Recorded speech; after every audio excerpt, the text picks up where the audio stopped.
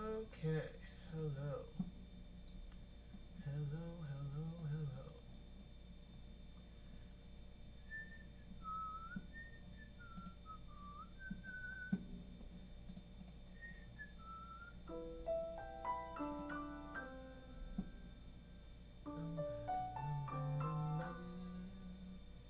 Bum, bum, bum, bum, bum. Hello, hello, hello. Hello, William.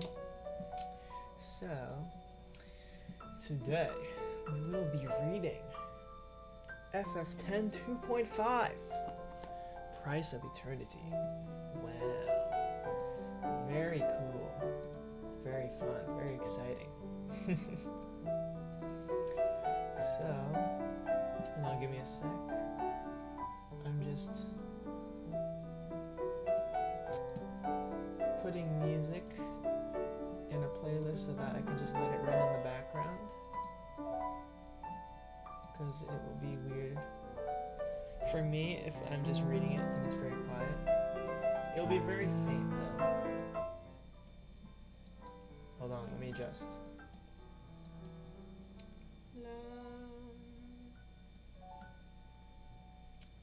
Bum, bum, bum, bum, bum, bum, bum.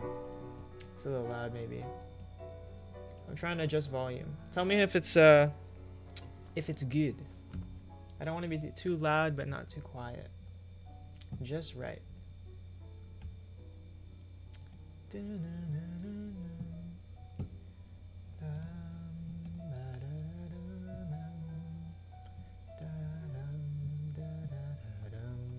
Should be fine, actually. Hopefully. Yeah, it shouldn't be too loud anyway. It's not the focus of this. It's just for background. Just for background.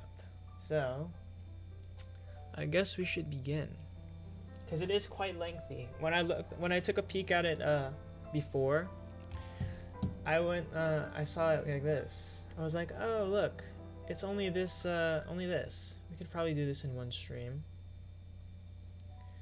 But how many chapters was that? 13. Yeah, 13 chapters. But apparently, there's more pages. Look at this. Whee! 28. And then there's page 3. Whee! No spoilers, 34. More and more, yeah, there's apparently 34-ish chapters, so we'll see. We'll see. I know, I didn't realize it was that long. But we'll do our best. We'll do our best. Alright, yeah, let's start so that we can get going. I'll read the credits, of course. Please show massive appreciation for Chercheur Obscure. Sure. Thank you. You. This person, Crystal of Lies, just ironed out the wordings and the translations. Cool. Thanks. If it weren't for him, this thread wouldn't be existing in the first place. Okay, cool. Alright, cool. Oh, an update. Please show appreciation for KK2. I don't know who that is, but thank you. I appreciate you. Alright. So, let us begin. Chapter 1. Chapter 1. Titus was huddled up and was drifting in the darkness. Also, tell me if the music is too interfering or if it's just right for background music. Pictures were showing themselves in his mind. Was he able to see them, or were they only simple memories? He did not know. He was making out a man. He had a wide back covered by a stream of hairs, and a woman was cuddled up against him, his parents. One day his father had disappeared, and her mother had died of sorrow. His mother? Okay. As Titus had suffered when he had understood he would not be able to comfort her, that her only son was insufficient. Oh, yeah, okay, that makes sense. Never mind. The pain intact woke up in his chest. Just after, he was facing a huge crowd. He answered with cheering, with a euphoric smile. Strangely, all sadness had left him. How was it possible? He gave in to this new sensation of well-being, and the questions which were bombarding him flew by. A terrible monster had attacked his home, Xanarkand. Overcome by panic, Titus had run for his life, then had got lost. Do not worry, he had only come to find you.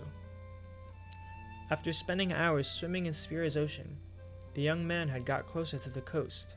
The scenery, which was giving itself to Titus, so different from his native region, had thrown him off balance. Despite everything, kindness and softness from inhabitants had put the smile back on Titus's face. He had made some friends. They had traveled together. His sword in hand, he had hunted down a lot of monsters. He had fallen in love too. The day they had confessed to each other, Titus had understood their story was impossible. Oh. Although it was a losing battle, he had refused to submit himself to destiny. He was contemplating a sea made of clouds, memories of the day he had left Sphera. He was looking at himself from the back. On board the aircraft, shadowing his fear, he had run along the deck before rushing forward. Suddenly, his chest exploded with pain. Yuna! This cry shook his mind. I'm back, Yuna! His view was not obstructed anymore. The limit between the darkness which was surrounding him and his own body had become clear. He felt pulled from chaos, which was wrapping him. I'm coming! His foot propelled him with all their strength to the world of Yuna. He was coming closer to a boundary, the limit between here and there. A luminous wall appeared to blink. Was it a call, or the symbol of a radiant world? Titus was swimming upwards, always upwards. He was a splendid swimmer. He broke through the wall and the light dazzled him. Then he discovered the white and azure world, which was extending beyond the boundary. The air filled his lungs. He grimaced, surprised by an almost forgotten sensation. A smell was tickling his nostrils. He was surrounded by the huge and endless ocean. Under his foot, Titus seemed to discern the movement of a massive being. It was the living darkness with which he was part of, just an instant ago. If he was not careful, it was going to claim him back to itself. I will not let myself be pushed around. I have just come back. He turned over, then discovered an island. A hill was overlooking a verdant triangle. Besaid. The waves. Besaid, you say? Hold on. Which Besaid do we do? This Besaid. Wait. Yeah, this is fine. Okay, Besaid. The waves were caressing a deserted beach. He whistled his fingers. Although he received no answer, he felt assured. His senses did not lie to him. Everything was real, even if nobody was present to answer his call. He was happy to hear this sound. He started to swim toward the coast. Who was he going to meet first? When will he reach the shore? Where are you, Yuna? Just now, a deafening rumble cleared up the sky. Titus looked up and discovered a sparkling, colorful aircraft. Oh, okay. So this is the good ending, good and perfect ending, it seems. In word form. Instinctively, the young man tried to get away from it. The aircraft initiated a large circle above him. Then a hatch opened and revealed a well-known figure. Yuna! Yuna! Without hesitation, she jumped into the void. Titus watched her diving in direction of the surface of the ocean. She was wearing bright tinted clothes he had never seen. That is not the Yuna I know, he surprised himself by thinking. But this doubt disappeared when he perceived the joy through the eyes of the young girl. She hurried to him in order to embrace him. Just now, he knew nothing else meant to her. And this feeling made him immensely happy. Is that really you? She asked after hesitating. I think so. He wanted her to answer herself this question. She moved away from him and examined him as if she wanted to be sure about his identity. So? Yes, it's really you. He let out a cry of relief. I am back. He clamped his arms around her and held her in his arms.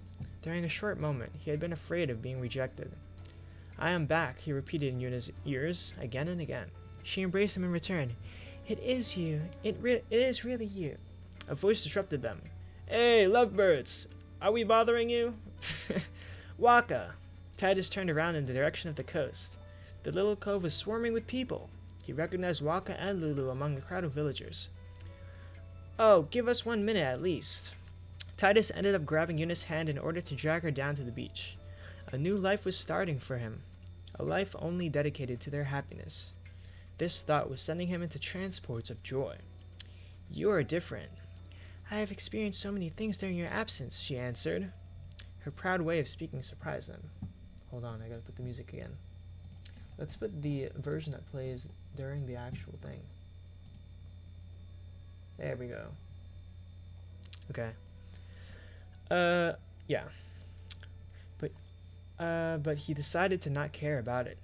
As long as he could run by her side, past was not important. I want to know everything. Okay, there's a break. The villagers have been waiting impatiently for the return of Yuna. She had been gone for a long time. Titus has known most of the people here. They greeted him. Their word, Hey, Dado, Letty, Bada, Jasu, Kipa. What a pleasure to meet his playmates from the FFVIII Oryx once again, teammates. Quite proud, Waka introduced a swallowed infant in the cover to him, Vedina. I am presenting you Vedina. He is adorable, don't you think? Absolutely, but may I ask who the mother is? It is me, a curt voice declared.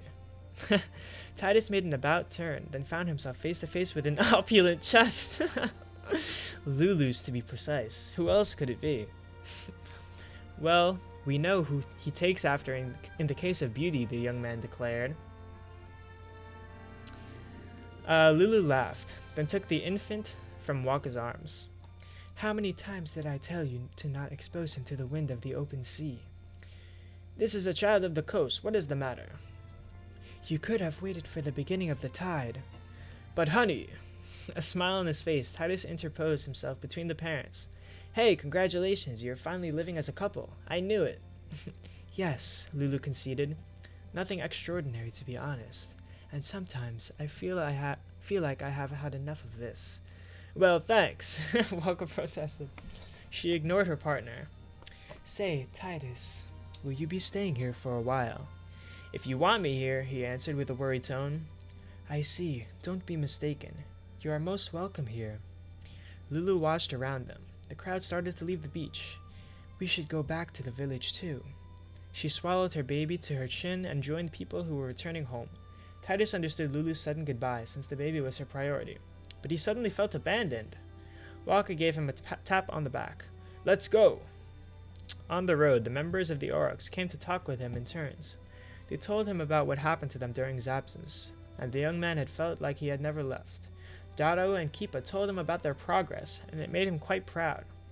New players had moved in on the island in order to join the team, news which touched him deeply. The tournament in which he had participated 2 years ago appeared to be the triggering factor. They walked half an hour before arriving at the village.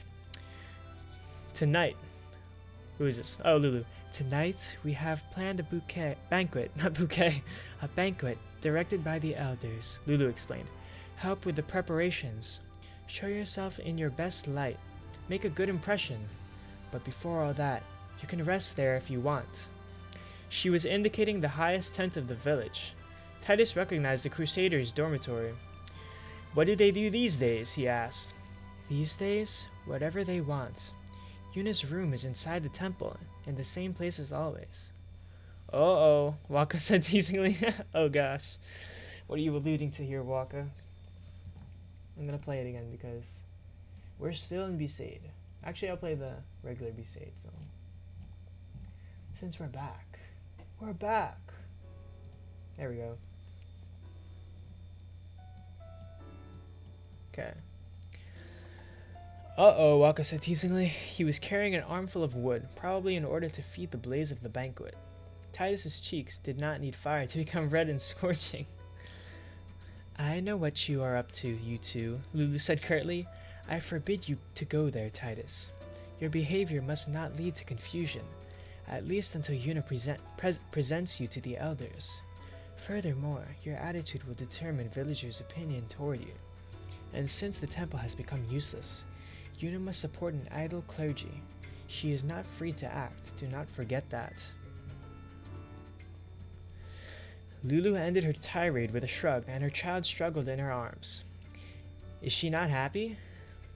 Ask her yourself. What you're telling me is not like her. Lulu appeared to agree with him. From what I have seen, her feelings are quite lukewarm. She feels responsible for the situation, but the village stifles her. Therefore, she flies over the region with Riku and her team. What do they do? You will have to ask her about this too. But meanwhile, do not do something which could harm her. Got it.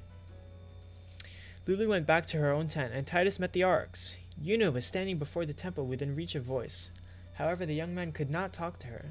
It appeared that the entire village had something to tell her, with no chance of escape.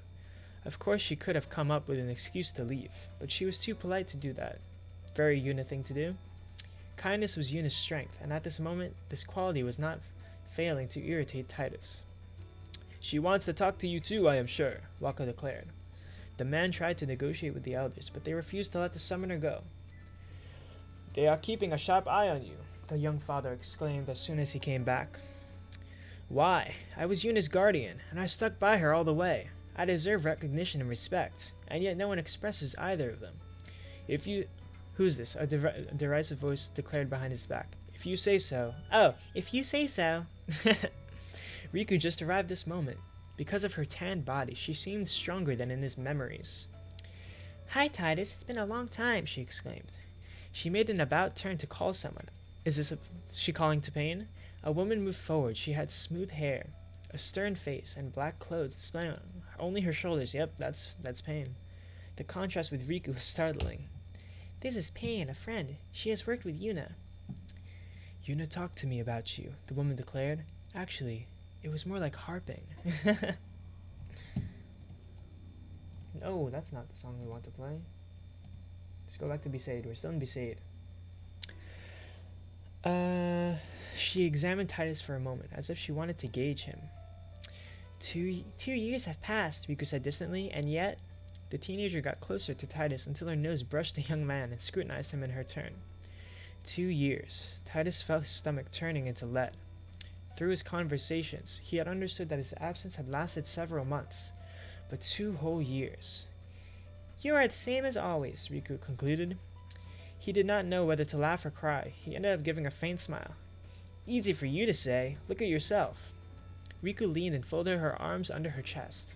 Titus caught sight of Yuna behind her back. You too have not changed, he finished absent-mindedly. He was worried about Yuna. Her taste in clothing was different, and he was wondering if he was missing something else about her. Hey, I am here, Riku exclaimed, pouting. You are different. You just said the opposite, Titus told her. I'm talking about your appearance. Inside, you are not the same. In the past, you were a bit stupider, but you were nicer at least. Thank you for the compliment. I'm assuming they're back and forths, because there's breaks, so hopefully I'm reading this right. They burst out laughing, and she began to narrate the events of the last 2 years. Flashback scene. She told him about the movement for the truth. Ah, I remember this, because I played 10 too. The best game ever made. The Sphere Hunters and the Gull Wings. Wow, the Gull Wings. I love the Gull Wings. Okay. At first, Titus was questioning them, but he ended up annoyed by this flood of unknown names. You had fun, I can tell. It looks like it's bothering you. I don't have anything to talk about on my side. It is frustrating. 2 years of absence and not a single new thing. What might I have gone through all this time? A break, Payne said. Her crooked grin made Titus think she was joking. But he was sure of something. He could not discover what had happened to him these last 2 years if he stood rooted to the spot speaking. In any case, I am happy you had fun. If you had spent your days weeping over my absence, I would have felt guilty. Me too. He had spoken lightly, but Riku frowned. I have not cried. I was angry. I needed to understand, to know what had happened to you, and why I ended up giving up. But, yes? Yuna seemed to take pleasure with the Going's activities, but in my opinion, she made use of her time. She probably joined joyfully in sphere hunting or concerts, but ultimately her only goal was you. She wanted to find you again, or forget you, I don't know. Me? Yes, she left the village when she saw you in a sphere. Excuse me? This boy, Shuyin, and Len. Ah, yes. The girl he loved had lived 1,000 years ago. She was a summoner and a famous singer. They had experienced many things. But what you need to know is that Shuyin was your spitting image. Yuna has even wondered whether or not it was you. She had believed that she had a chance to find you again.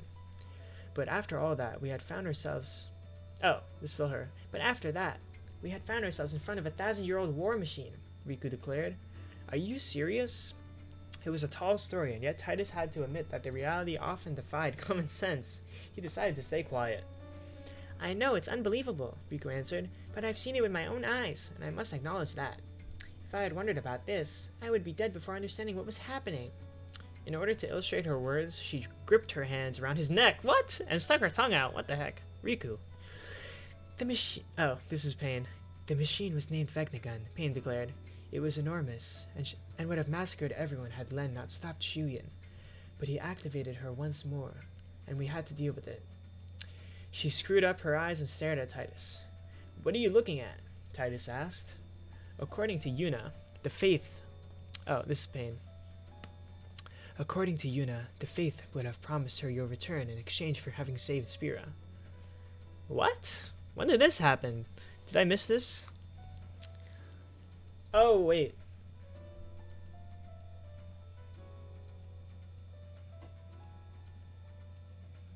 I think this was the scene where the... I think this... Is this referring to the scene where the kid, the Bahamut Faith kid, he's like, you want to see him again, don't you? And she's like, yes, basically. And he's like... And then she's like, can you even do that? And then he was like, we'll do what we can. I guess. Maybe. So I'm here thanks to him? No, Riku explained. Yuna went out of her way to find you, not him. The other conversations broke off, and everyone turned toward the little group. The others were surrounding their summoner, and Titus felt the heavy pressure of their eyes. His eyes met those of Yuna. He read the words sorry and later on the lips of the young girl. He smiled. Then thinking he had to show his disappointment because of her restraint, he shrugged. Once again, Yuna said, later, enunciating carefully the syllables. An old woman frowned, staring at the young man and the summoner in turns. We're almost out of Besaid, so I think. An old woman frowned, staring at the young man and the summoner in turns. She reprimanded Yuna, who apologized profusely. What does this old woman have business doing this, huh?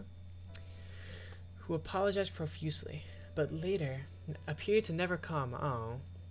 The elders still spoke to her for a long time. Then a matron, Edia, declared that Yuna must change and carried her away inside the temple. On the advice of Lulu, Titus joined in the preparations of the banquet. Since the entire village was active, he ended up soon, having nothing to do. With an embarrassed smile, he ended up joining Riku and Pain. They all spoke for a moment. They told him about what had happened during his absence and Kamari Ronso. Yep, the young Ronso killed all the Quado. They alluded to New Yevon, the Youth League, and the Machine faction. The more they were enlarging on Yuna's concert, that was cool, the more they were irritating him. He had the impression that they were making light of the life-threatening adventure they all had. What's the matter? Riku asked. Are you in a bad mood? Of course not. Yeah, sure. You're going too far. I did my best to tell you everything, and you... If that is how it is, fine. I'm going back to the aircraft. Titus was asked by Pain to tell Yuna that they were going to leave, and that they would come back in a few days. He barely mumbled some words by way of answer. Nothing worse than to be alone in the middle of a crowd busy with a lot of things. He did not want that. He took refuge under the tent and he let himself fall onto a bed. His mind was full of questions and thoughts as the day was fading. Soon, Titus thought. He closed his eyes and imagined Yuna's plausible face when she would finally meet him. Waka woke him up. End of chapter 1. Nice. Cool. Oh wait, not the end of chapter 1. Just gotta continue the next post. Who is this?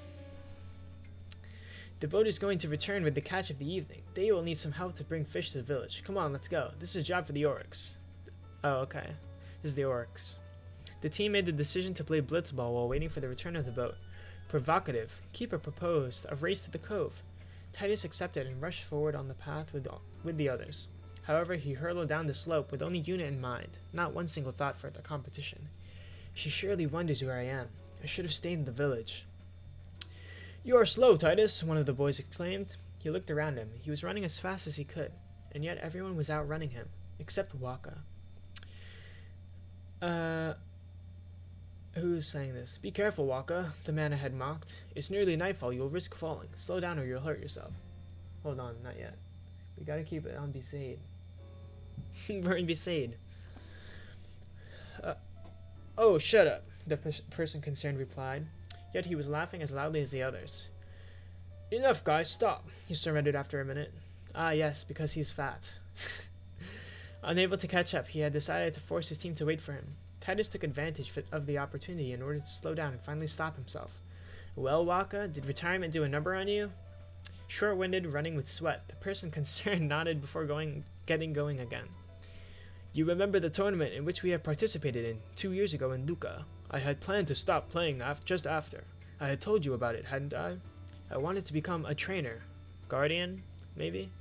But we lost the next match. Oh, trainer, okay, like a coach. But we lost the next match, a bitter failure. It was different from when we were losing every time, but we have suffered from this. After this failure, we have trained every day, with all our strength. The villagers have even released us from our chores in order to let us give ourselves entirely over to the game. And we have improved. I even think we have reached our best level. By dint of watching Dado and Letty, I have wanted to practice again, but at this time, Yuna has started to talk about the Gullwings and to flail around.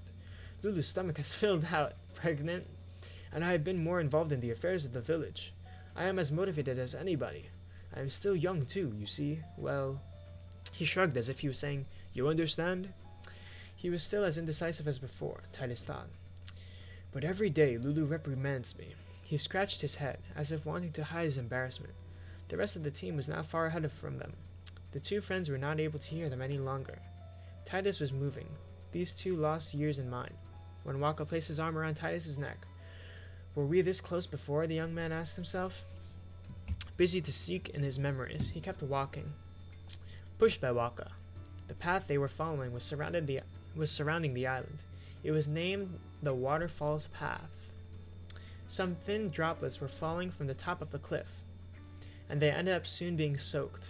Waka's fingers trailed up along Titus's neck with a circle movement, up to his hair, starting to scratch his head. The situation was getting more strange, yeah. What the hell are you doing? Titus ended up exploding while pushing away the hand of his friend. Sorry, but I had to be sure. He's testing him. Waka appeared to regret his actions. You are really real? You are not an illusion? A specter from the far plane? I hope so. Of course I am real. Of course you are real, Waka exclaimed joyfully before he burst out laughing, as if making amends. However, Titus was not going to forget the words pronounced by his friend, forever etched in his mind. He thought of the other world, this place where the dead could show themselves, in reaction of prayers, and talk with each other. He remembered his first trip to the far plane.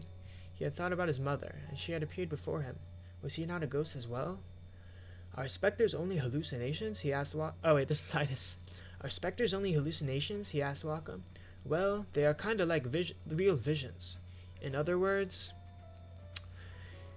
here is how I understand things. The fireflies react to the mind of the one who goes into the other world, and takes shape of the person they want to meet.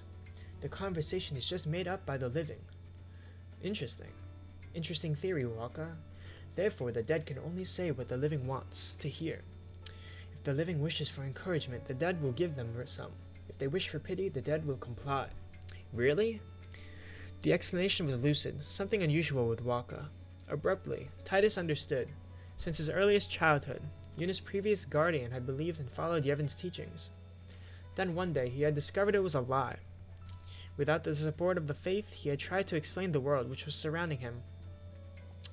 This is what was hidden behind his so clear answer.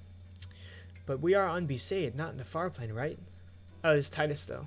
But we are on Besaid, not the far plane, right? So I am real. Then Titus pinched Waka's waist. With a wonderful cry of indignation, the man ran away on the double. Chapter 2. Okay, that's actual end of Chapter 1. Wow. We're still in Besaid, though, so... Chapter 2. Besaid's waters overflowed with fish, but the catch ensured only the inhabitants' subsistence. In order to earn money, they produced a textile specific to the island. I remember those guys. Textile producers? These last months, they had started to take advantage of the influx of people coming to visit the homeland of the High Summoner Yuna. They had converted a part of the temple to accommodate the travelers. When Titus arrived at the cove, the setting sun was dyeing the sky in orange. But the boat had not shown itself yet. "What is this small boat?" the young man asked. He was indicating a skiff moored at the pontoon. I don't even know what that is. Waka stood up straight. "I am presenting you the Oryx Ace." Since his return, Titus had heard talk of the training boat of the team, the one in front of him a lot of the time. He had imagined it bigger. The figurehead, which looked like a commemorative plate, probably symbolized the Blitzball trophy. Unlike the original, always made of gold, I assume? Not golf. It's made of golf. This reproduction was only painted in yellow. The ensemble cut a sad figure. Thanks to this boat, the Oryx had made considerable progress. The shallow waters surrounded Besaid. It stretched out so far that it was difficult to train here. In so little water, jumping was dangerous. Here is why the Oryx lacked strength.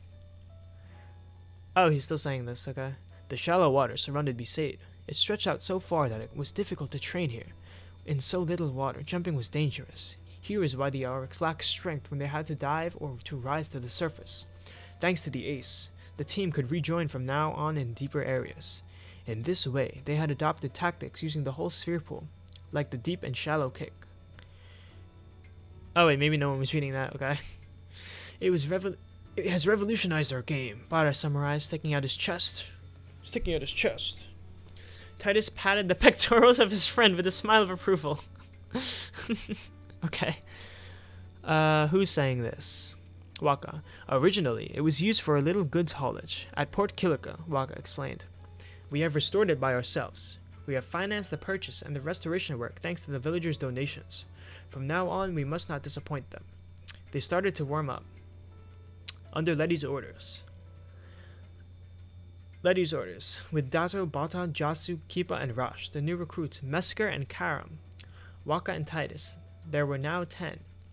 Waka started to form 2 teams. Letty whistled with his fingers and the match commenced. So are we just going to read about a blitzball match now? They were following the rules of Half Blitz, a version which forbade players to disappear under the surface with or without the ball, subject to penalties. Cool. Titus received 2 already. He found it hard to control his movements. It is no big deal, don't worry. The cheering from his playmates was depressing him. Why is Titus just sad and only questioning everything? I mean, I guess it makes sense. He has to deal with the fact that he's been away for 2 years. Formerly, a level difference existed between a star player and a team from the countryside. Had the Oryx improved so much, or had Titus regressed that far? Becklem clash! Bada shouted suddenly. The ball hit Titus in the face. Becklem, the previous trainer of the team, was famous for his severity. Yep, I remember this. This unknown technique, taught by someone he had never met, shook him up definitively. In order to turn this stinging setback into a joke, he played dead. What? Why? He was drifting on the surface of the sea, arms and legs flabby, when he heard a voice declaring, "We are going to end with this. The team that scores the next point wins the match, okay?" Titus stood up straight and noticed Keepa near himself, who was bearing a forced smile, and added, "The night is falling. We are not going to see the ball anymore." The long-awaited boat returned to the port, lit by powerful lamps. The Oryx helped it to moor and unloaded the freight. The wooden crates were overflowing with fresh fish, nice. And players and sailors moved the catch in bags that they shared out and put on their backs. "And me?" Titus asked. "You're not giving me something to take to the village?" "Sorry," one of the fishermen answered. "It was not a good day." The man of around 40 years old broke off to stare at Titus, displaying an impressive stature. He had a luxuriant mustache, but his skin was very pale. "My name's Titus. Nice to meet you." Bria. Note, Bria is Bria in French. Okay, you have to add an H if you're French. He handed him a trident. "Carry it for me, would you? You fish with this weapon?" Amused, Bria shook his hand. "With a net. This is to protect myself." "Against monsters?" "Do you have a moment, Waka?" Bria asked point blank. The 2 men drew away. Titus could not hear their conversation, but Waka's expression was enough for him to understand. Just after, the orcs who were discussing the best way to cook fish returned to the village, leaving Titus and Bria behind in the cove. Under the moonlight, the ocean was calm. Gelatinous and translucent flan blanco, and translucent creatures were crossing the beach without worrying about the men, to finally disappear in the trees. Monsters were still there, Titus thought. Could he still fight them? Did he have the strength to do it? Or was he just a shadow of his former self, as the blitzball match had shown him? I had forgotten, Bria murmured. Well, I don't know why I'm giving him this voice, but I am. While staring at the blitzball which was lying at his foot. Throw me a pass, Titus exclaimed. He hoped to start the conversation again, but the fisherman ignored him. How rude. And just stared at the young man, who returned this attitude in equal measure. For lack of anything better. Bria's long hairs were waving because of the night breeze. With a closer look, he appeared to be younger than what Titus had thought. His mustache made him look older, but the most striking was his eyes. They were a faded blue and brought to mind two pieces of glass polished by the waves.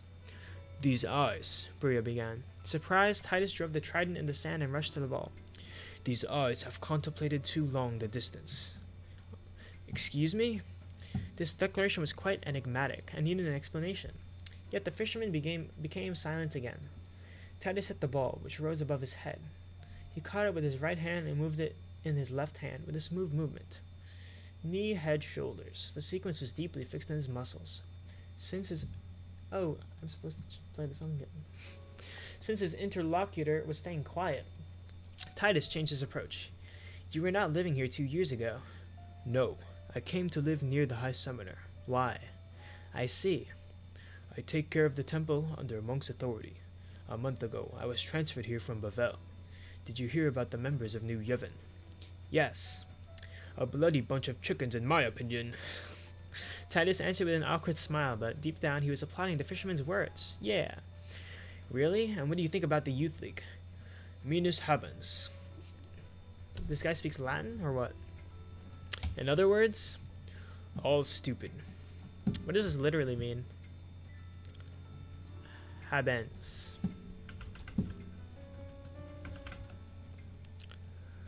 Bum. Meaning. I just want to see randomly. French. Oh, it's French. Not. I mean, Latin is the original, right?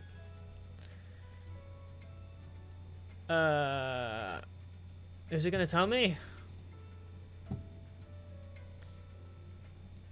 Here are all the possible meanings.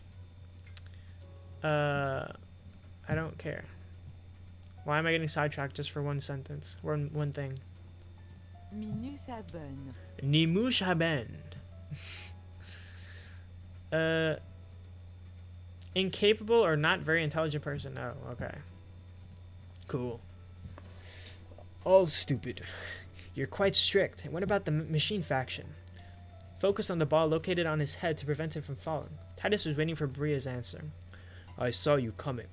Excuse me? Not really sure if he understood. The young man turned in the direction of the ocean. The ball fell in the sand. At midday, we heard of Eunice's return, thanks to the radio, and I followed the villagers. I saw you emerging from the ocean. How did you reach this place? Everyone's suspicious of Titus, apparently. Titus didn't feel like answering his question at all. An ill-conceived explanation could produce a disastrous impression.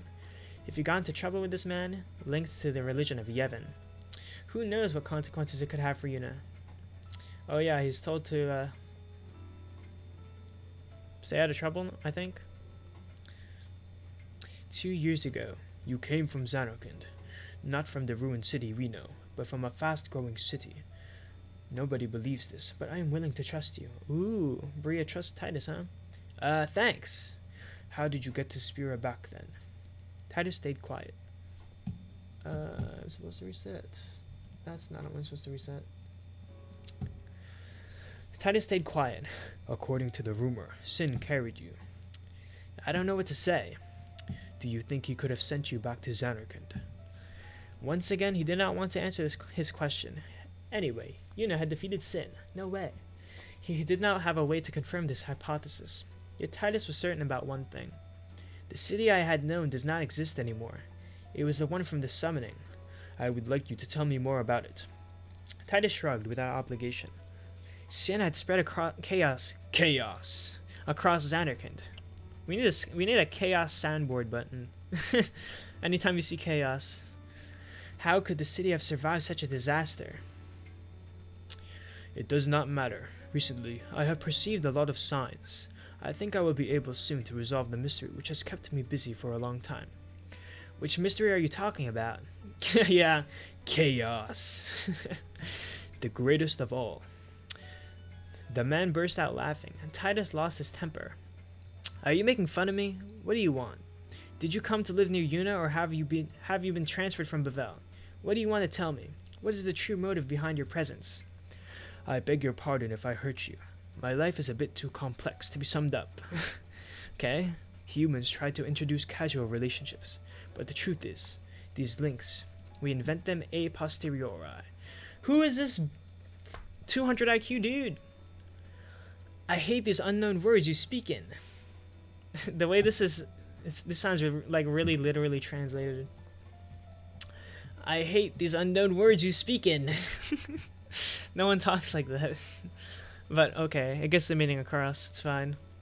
Titus immediately regretted his words. Bria said goodnight to him and left. Sorry, the young man murmured. To his utter astonishment, the fisherman waved to him. He had heard him. Titus thought he had just gone so far as to deny Auron, my man, to whom he owed a lot. Bria was right. The lives of some people were too complex to be summed up within a few words. And when such a person wanted to hand down the fruit of its experience, it probably expressed itself like him. Maybe will I find myself in the same situation one day. Remaining alone on the shore, Titus ascended the pontoon. I still don't know what a pontoon is. Is this gonna get me banned if I look it up? Nope. Oh, it's a bridge? Oh! It's a boat. It's a small boat. Cool. Ascended the pontoon and lay down on it, his face turned in the direction of the sky. Oppressive clouds were hiding the stars. The wind was picking up, and the water lapping against the pillars of the pier appeared to accentuate itself. Once the oryx dropped off the fish at the village, the banquet would begin, and Titus could not talk to Yuna. Was it a punishment? Had someone managed to prevent the young man from seeing her?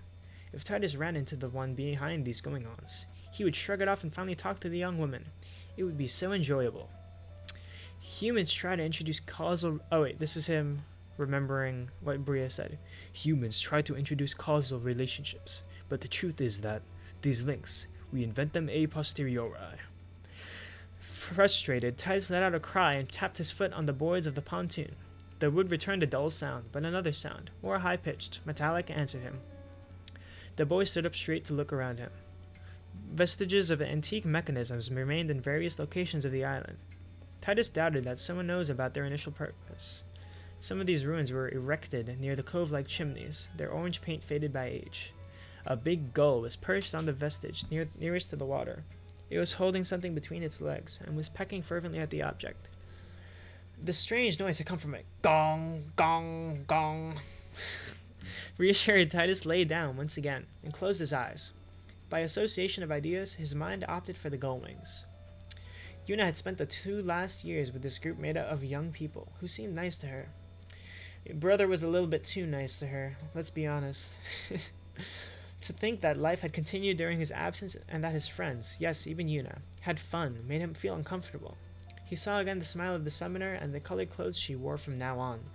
She was no longer this shy 17-year-old oppressed by the ordeals. Dang, she was 17 in 10. She is very courageous and brave. 17-year-old literally going on a pilgrimage to her death. Takes guts. Takes more than guts. Oppressed by the ordeals that he had met 2 years ago, but a blooming woman. So she's 19 now. He sighed. Would he have preferred her weeping over his disappearance? I mean, I'm sure she was sad. You can't expect her to be only thinking about you, boy. If someone had asked him the question, he might have given a positive answer, and he hated himself for that. On edge, he started to shake on the wood of the pontoon. I like the word pontoon. It was nighttime. The fish was ready, yet Yuna was not there. No. Unsurprisingly, several elders were missing too. The old lady. The old ladies got mixed up together once again, Waka murmured quietly, in order not to be heard. He knew they had waited impatiently for the return of Yuna. All the villagers older than the young woman, Waka included, had contributed to her blossoming, and it made them quite proud. Orphan of the High Summoner Braska, she had spent her childhood at the temple, surrounded with people of unshakable faith. Even after we discovered Yevon was a fraud. I guess can't teach an old dog new tricks. I don't know what I'm saying. I'm just gonna keep reading. As to answer the elders' prayers, she had followed the path of her father. She had defeated sin and had brought the long-awaited calm back to Spira. The eternal calm, in fact. The truth about Yevon's deception had been fully exposed, and the church had collapsed. Yeah, that's what I'm saying. Despite everything, I don't get this. Despite everything, elderly people continued following Yevon's teachings. Everything they taught us is not wrong, they esteemed. Okay, sure. You keep telling yourselves that. From now on, everyone was free to believe whatever they wanted. As it should be. Yet the elders showed very little tolerance towards the others. To their eyes, the youth was mistaken about the way in life and had too much fun. Since always, the village had worked like a family, and the gap which was growing wider between the generations was breaking Waka's heart. Oh no! The oldest were incapable of getting used to these disruptions. Young leaders like Nuge and Barreleye embodied the change. I liked them. Their influence had extended very fast, even to territories as distant as FFVIII. A piece of information which reached villagers 3 days earlier was already outdated. This new era was disconcerting the others, who had always known an immutable world. Fortunately, Yuna had not forgotten what she owed them, and in these vague times, they could trust the young woman. I wonder what they plan to do with her, Wako murmured. I actually want to know that too. Because there's no reason for Yevon to be around anymore. He headed for the temple and filled his lungs with the familiar perfume, mixed with the smell of the damp stones that the building was releasing. He was happily reminded of his era of childhood, a gift of Yevon. We're still in FFVIII, huh? We're going to be in FFVIII for a while. I should just put this on repeat, so I don't have to manually do it. I'll do it. It's fine. Alright, Chapter 3. Who's saying this? There's something on the roof. The man let the woman, who was pressed closely against him, at the higher level of the first air duct, separate from him bluntly. Holding their breath, they kept their ears open. Once again the same noise, as if something hard was hitting metal. The sound was coming from above, and was resonating through the wall on a regular pace. Gong, gong, gong. What is it? Kush whispered. Note, Kush is kushu in French. Cool. Is it kush or kush? I'm gonna say kush. Kush. Yeah, I'll say kush. A bird, Vom answered. Who's Vom? A gull, judging from the strength of the knocks. Evidently reassured, Kush lay down once again on the cushions. Kush lay down the cushions. Appropriate. Showing expressly her wish to laze a bit more. Oh, okay, Kush is a girl, okay. But Vom rose and put on his light armor. The young girl was looking at him, adjusting the leather pieces on his chest composed of flexible muscles. Who's talking? Oh, the girl, I guess. How do vous know that this is a gull? Note, vous is a plural formal French term for you. So then just you. How do you know that this is a gull? Only birds and monkeys can get up there. Thanks to the sound, I guess an animal quite big is hitting metal with a hard object. Why, imagine a monkey with a tool rather than a bird with a strong beak. In this place, there are only gulls. You are correct, but what does it desire? Maybe you should ask it. Yet again, you are correct. When she was a child, Kush had been chosen to take a summoner training course. She only knew the Bevel Haven and this island. Her lack of knowledge was astounding. Here is why she came round to Vom's opinion. When they met for the first time 3 years earlier, he had thought she made fun of him. He despised her silently. Why? I mean, I guess I'll find out. Convinced to deal with a too-spoiled child. Once enlightened about her personal history, he had been seized with sympathy for the young woman, and, to his astonishment, his affection turned into love. Never before Kush would Vom never before Kush would Vom have thought to love a summoner. Wow. These people were sensitive to fireflies, that is, the deceased. Formerly, Vom imagined them ominous, obsessed with death. However, Kush, like all her comrades, felt the same emotions than the others. She was no different than Vom. Despite everything, the authorities had gathered people gifted of this talent, and had created an elite corps, subjected to strict instructions. None of them were volunteers. Summoners were so uncommon that these could not refuse. Interesting. Kush and her fellows sacrificed themselves for the government. In exchange, the serenity of their close family was guaranteed. To 25 years after the death of the summoner. Wow, only 25 years after the pilgrimage is over. Kush seemed noble. She was always dressed to the nines. Yet she came from a poor family, which reassured Vom, coming from the same background. He had never left the island, but his oath had rescued his kind from poverty. "I am going to go downstairs first," he declared. "The Bidols must have had enough waiting for me." "Could we not see each other without them for the next time?" "Why, do they annoy you?"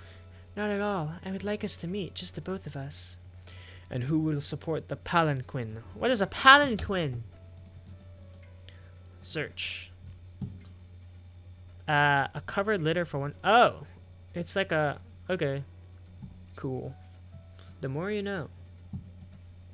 She laughed gently. "Ha ha ha ha. I can walk as well as you. No better. No better." "Probably, but venomous insects introduced by the enemy have increased, and I fear that." "Are their bites dangerous?" "Infernal." "Ha ha," she laughed. "Oh, hell does not appeal to me at all." Oh, hell does not appeal to me at all." He knew what she was referring to. When he was a child, his grandmother was used to talking about this in the evenings.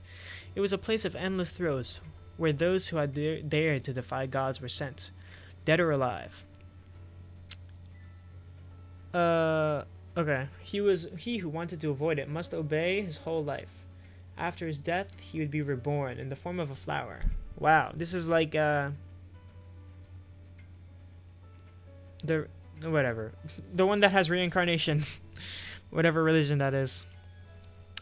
After his death, he would be reborn in the form of a flower in the other world. The far plane? As a reward. Hell or flowers. When he was young, Vom considered these two fates were equal. I don't see how. But okay. But his grandmother knew so many anecdotes to justify every rule that it was futile to question. From now on, he understood the old lady was entirely devoted to the authorities, which embodied gods in the tangible world. "Is it not possible to avoid the insects without resorting to the Bidols?" Kush asked. "What is Bidols?" "Probably I could carry you in dangerous areas." "That would be wonderful." "Great, now dress up." He headed for the spiral staircase in order to go down and talk to the Bidols. Just before he set down his feet on the first step, he glanced behind his shoulder. Kush had stood up straight to look at the outside through the opening. Her body was as slim as the one of the goddess Lucera, except for her hips, which were rounder. She got the curves, apparently. Vom was nearly surprised she did not have wings. That's nice. "She's an angel. Did you fall from heaven?" Oh wait, I don't even know the cheesy line. "Time to work here? Alright, have a good day at work, William.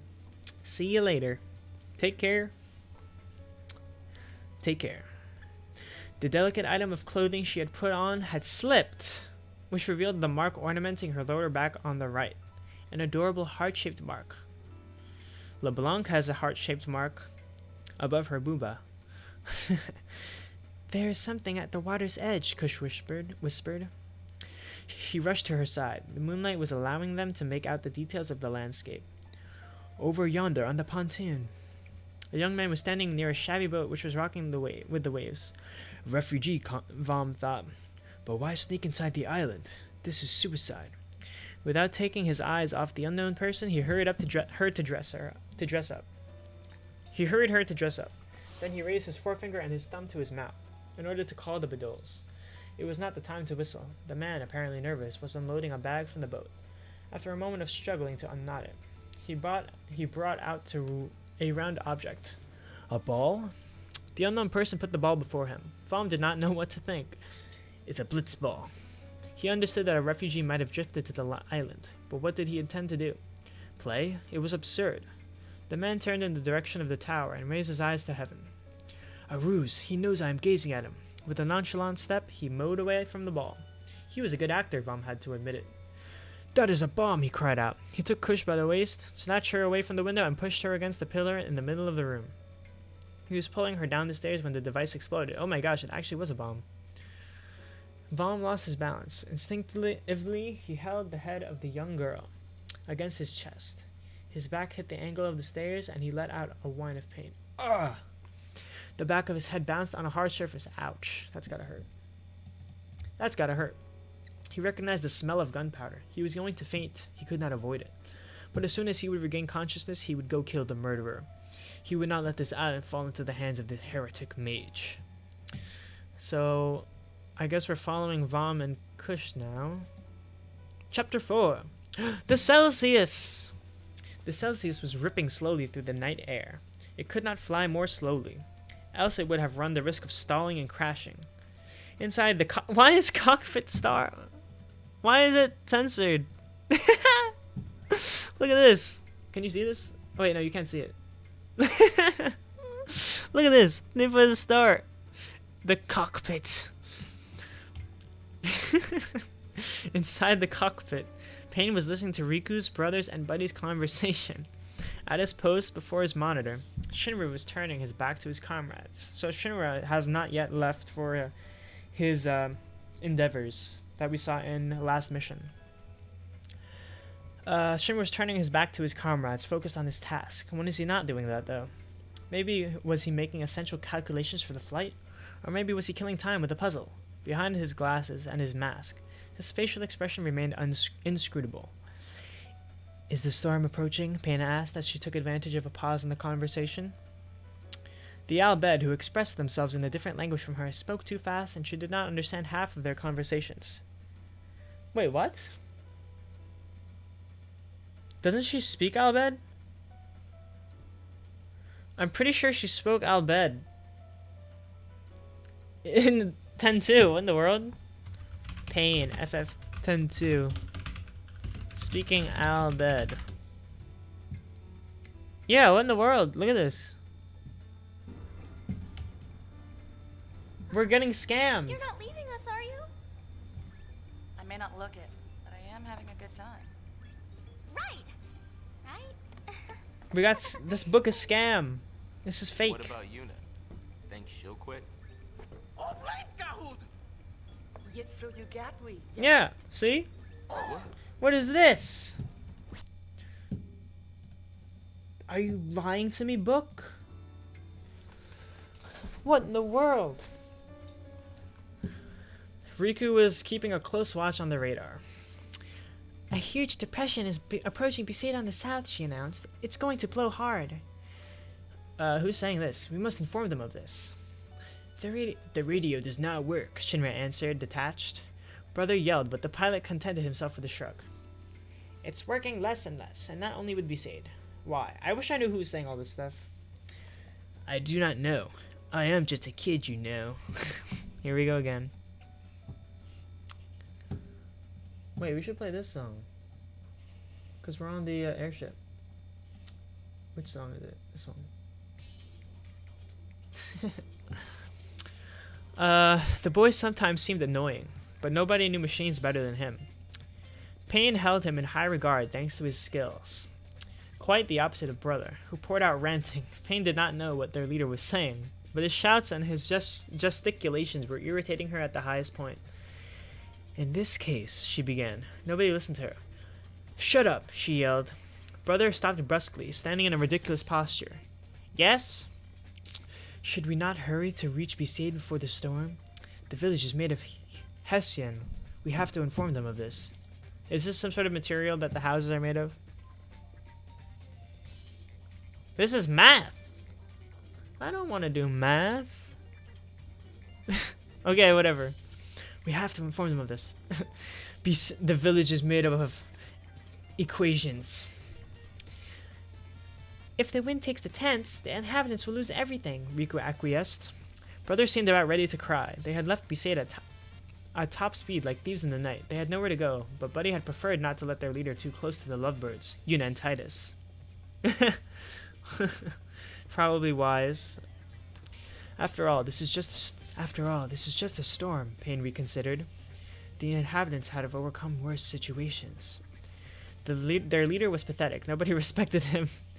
You think so? Riku asked. According to the radar. Oh, it went off. She may have had her days, Shinra declared. End of the road for her. After all, this is a millenary device. A breakdown is not nonsensical. Can you not build a new one? Let me think. Why not? After all, they are better comfortable with the machines. I'm assuming Shinra is saying this. But we only know how to use them. Of course, in order to consume them. Yeah, this gotta be Shinra.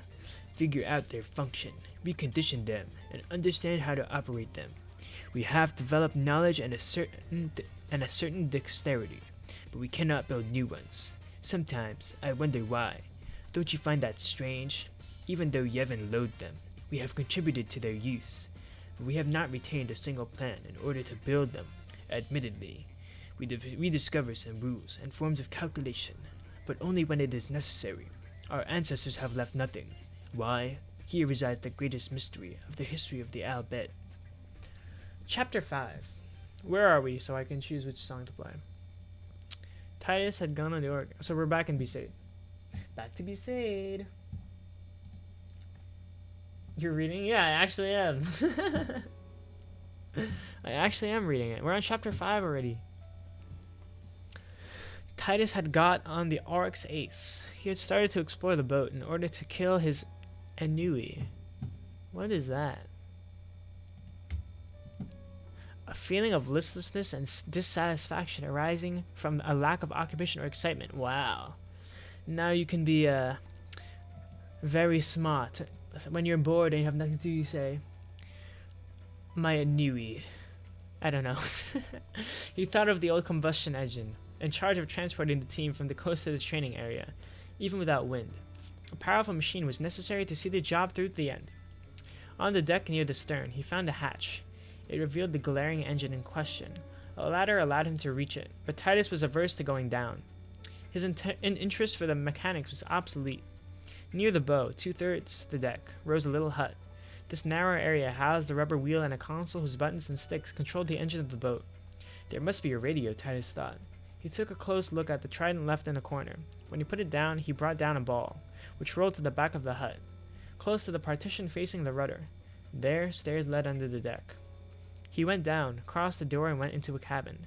This cubbyhole was furnished with a double sofa, a bed, and a little table. Both of the exterior walls, sofa side and bedside, had a round porthole. Close to the waterline, they allowed people to enjoy the landscape. The moonlight which was filtering inside the cabin was faintly illuminating the ensemble. Titus lay down onto the bed. The Ace was not in her youthful prime anymore, but this room adorned a state of conscientious. A Besaid fabric covered the walls, and a decoration worthy of a hotel of the capital ornamented the ceiling. The ensemble was perplexing Titus. The boat could transport 10 people, but this cabin could only receive 7 of them, if they closed up. And in order to enjoy it with a minimum of comfort, 2 people were the maximum. The young man was not in a mood to penetrate the mysteries of this boat. Many other questions were taking up his mind. For example, Titus closed his eyes. What, for example? The falling sensation woke him with a start. He stood up straight and retched. Stretched? What is retched? Or whatever. The boat was oscillating from top to bottom because of the swell. The wind has picked up. Did I fall asleep? The young man wondered aloud. How much time had passed? He did not know. The light was not penetrating the cabin anymore. He assumed that clouds were hiding the moon and the stars. He gazed out through a porthole. The coast was out of sight. You gotta be joking. He jumped over the table and pressed his nose against the other porthole. But darkness did not reveal anything to him. The Ace had left the cove. Until proven otherwise, it was moored. Oh no, it cannot be. He stood up straight and banged violently his head. What in the world? He swore under the influence of anger and pain. He then started to feel for the exit. He found it with when his forehead collided hard with the doorframe. What is up with this Titus, man? with one hand on his bump, which was swelling at full speed. He grumbled while going back up the stairs leading to the upper deck. He stopped himself suddenly when he found a shape standing at the helm, a white hood on her head. Ooh, like the one that Yuna wears when she becomes a white mage. She wore a dress ornament with red patterns at the hems, which revealed leather shoes. A slight perfume was fluttering in the wind. Yeah, this is Yuna. This was when you put the white mage dress sphere on. The smell brought them to mind Besaid Temple. Yuna! His voice broke. Yuna! He repeated. She turned around and lowered her hood. Then with her fingertips she brushed Titus's forehead. Maybe I should have taken a sphere. Do not worry, it doesn't hurt anymore. He shook his head so strongly that the young woman burst out laughing. I am so sorry to keep you waiting. It was terrible. I thought. She put a forefinger on the lips of her partner. In my case, I've waited for 2 years. He nodded and she pulled away her finger. Sorry, he whispered. Sorry. It is okay. Yuna? He took a shy step forwards, but she turned her back on him. With a hesitant hand, she activated a stick. Departure of the Oryx Ace for a private cruise, she announced joyfully. With a weak rumble, the engine set off. Then the vibration spread through the whole boat. Do you know the other name of this boat? She asked. How am I supposed to know? He replied more curtly than he wished. The Oryx called it the Buddies. Tonight I let them know that we embarked. Just you and me. Ooh, a romantic getaway. She turned around. Her face was radiant, but she immediately lowered her eyes as if she was dazzled. The little cabin which was waiting for them in his mind. Titus felt his cheeks scorching. Uh-oh, I can feel the tension in the air. We have just left the port, she explained. Do you mind if we row along the coast until the other side of the island? The wind has gotten stronger, but we could find a place to drop anchor. As you wish. I do not care about the wind. He got closer to Yuna. Maybe I should play more dramatic music. How about this one? Maybe I should be playing this one for this scene. He got closer to Yuna and put his left hand. Maybe I should be playing Suteki Dane. And put his left hand on the rudder wheel over the one of the young woman. With his right palm, he pushed the stick forward. Under their foot, the noise of the engine heightened, and the ace gently accelerated. Do you know how to steer? I was practically born on a boat. Titus remembered all the times he had spent on his father's boat. Good old Jekt. His skills were tuned enough to steer. It was Yuna who said, Do you know how to steer? I was practically born on a boat. His skills were tuned enough to steer. He looked back on everything he knew about the navigation. How was it possible to forget all this knowledge? But Yuna's perfume mixed with the smell of the sea was preventing him from thinking. Shall we go down? He suggested. Go down where? Shouldn't we wait until we drop the anchor? It will be safer. Don't bother with that. Come on, let us go down. Man, I feel like I should be playing Suteki Dane. What in the world's going on here? Chapter 6. Okay. Something definitely happened. He had used all his ammunition and the grenades he had, and had slaughtered several of the enemies. Okay, the mood has definitely changed. We'll go back to Besaid for now. He had only realized the weather change when he had left the island. Forewarning signs always arrived before a storm. Oppressive clouds or a stronger wind, but, blinded by excitement and fear of battle, he had noticed nothing. When we struggle for our survival, we do not think about what will happen consequently. The rain was so heavy that he found it difficult to see before him, and the gusts were projecting sea spray into his eyes. The small boat was pitching too strong. He was losing his balance. A string of curses, which would have made his mother unconscious, were rushing out of his lips. Calm down, he whispered. He wanted to leave the island as quickly as possible. He esteemed he had completed his mission. He had identified one of his targets at the top of the air tower. A man seemed young, but that was not Johit. He was dark-haired. Maybe a Moreau? His guards were present, along with someone else. Probably a future Aeon Corps. It must be a member of his family or a kin. The more links between Summoner and Aeon Corps were strong. I'm confused what's happening here. The more powerful the entreated creature was. He hoped the bomb had killed both of them. Oh. This is the guy who did the bomb. He hoped the bomb had killed both of them. He had eliminated the mage at least. Oh no. Too dangerous. The others were easy to dismiss. Does that mean Kush died? Oh, that stinks. This war between the two cities seemed endless.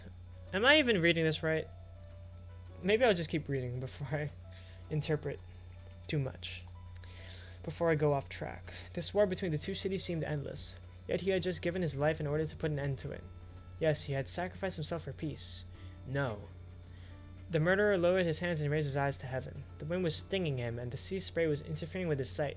The truth. He had never thought of the outcome of the war. His single motivation was the summoner princess. He would have hoped to live by her side, to be his most loyal servant. He looked back on the ceremony over the course of which he had taken an oath. She had kissed him. The sweet smell of her hands came to mind, and this memory was enough to appease him. This is very weird. Suddenly, the murderer appeared to calm down. Oh, okay, so Kush is the one who died then. Aw, that stinks. That's sad. That's sad. Vaughn was crawling in the shallow water, only his upper head from his eyes protruded from the surface. He was approaching. He made out the face of his enemy. He was still a teenager. Had the major brainwashed him, or had the young man succumbed to the sorceress's charms? As if he had felt his presence, the murderer turned over. Vaughn leaped up and jumped into the small boat. He grasped the black hairs of the boy and attracted him and kneed him in the stomach. The enemy doubled up and vomited. Standing above him, Vom unsheathed his saber. The teenager let out an inarticulate cry. His task complete. Oh gosh, he killed the guy. Dang, brutal. That was a brutal murder. Not murder, but a brutal kill right there. His task completed, Vom attached little importance to the fireflies of his victim, which were already vanishing. He preferred to rummage through the ship. He found no weapon, but thought that the small boat, equipped with an engine, could turn out helpful. He wanted to call for his comrades, but he had only his fingers to whistle. Maybe a fire. No, because of the storm, none of these solutions would prove to be efficient. Shading his eyes with his hands in order to see more clearly, Vom turned in the direction of the top of the island. O Lucera, goddess of war, grant us your blessing and protect us with your outspread wings. Hidden under the ground at the center of the island, the south division of the board of the war was isolated from outside noises. The majority of the station troops had gathered inside the stateroom. Silence was prevailing in the big room, hardly disrupted by some deadened tears. At the center of the room, the altar was almost indistinguishable because of the sprays of flowers. Kush had just finished descending. Sloane, the brother of the victim, was still kneeling. Oh wait, so Kush, it didn't die, because she sent the people who died from the bombing? Sloane, the brother of the victim, was still kneeling, his shoulders heaving with sobs. Ah, poor guy. Poor guy. She came closer to him and put a hand on his strong back. Anley, whose real name was Poland, was dead. But his beautiful face was so peaceful that he appeared to sleep. The summoner was still a teenager, yet his soul had just begun going to the world beyond. Man, I'm not completely following what's happening here, but I assume people died and ascending is happening from the bombing. Alb, the team leader, approached. What happened to the murderer, Sloane? He asked with a voice on the blink because of the age. It was a young girl. I have eliminated her. What about her soul? May she come back. I will take care of her once again. Pleated eyebrows. I feel like we need dramatic music, but I don't got anything. At the moment, we'll just play this again. We'll always listen to Besaid.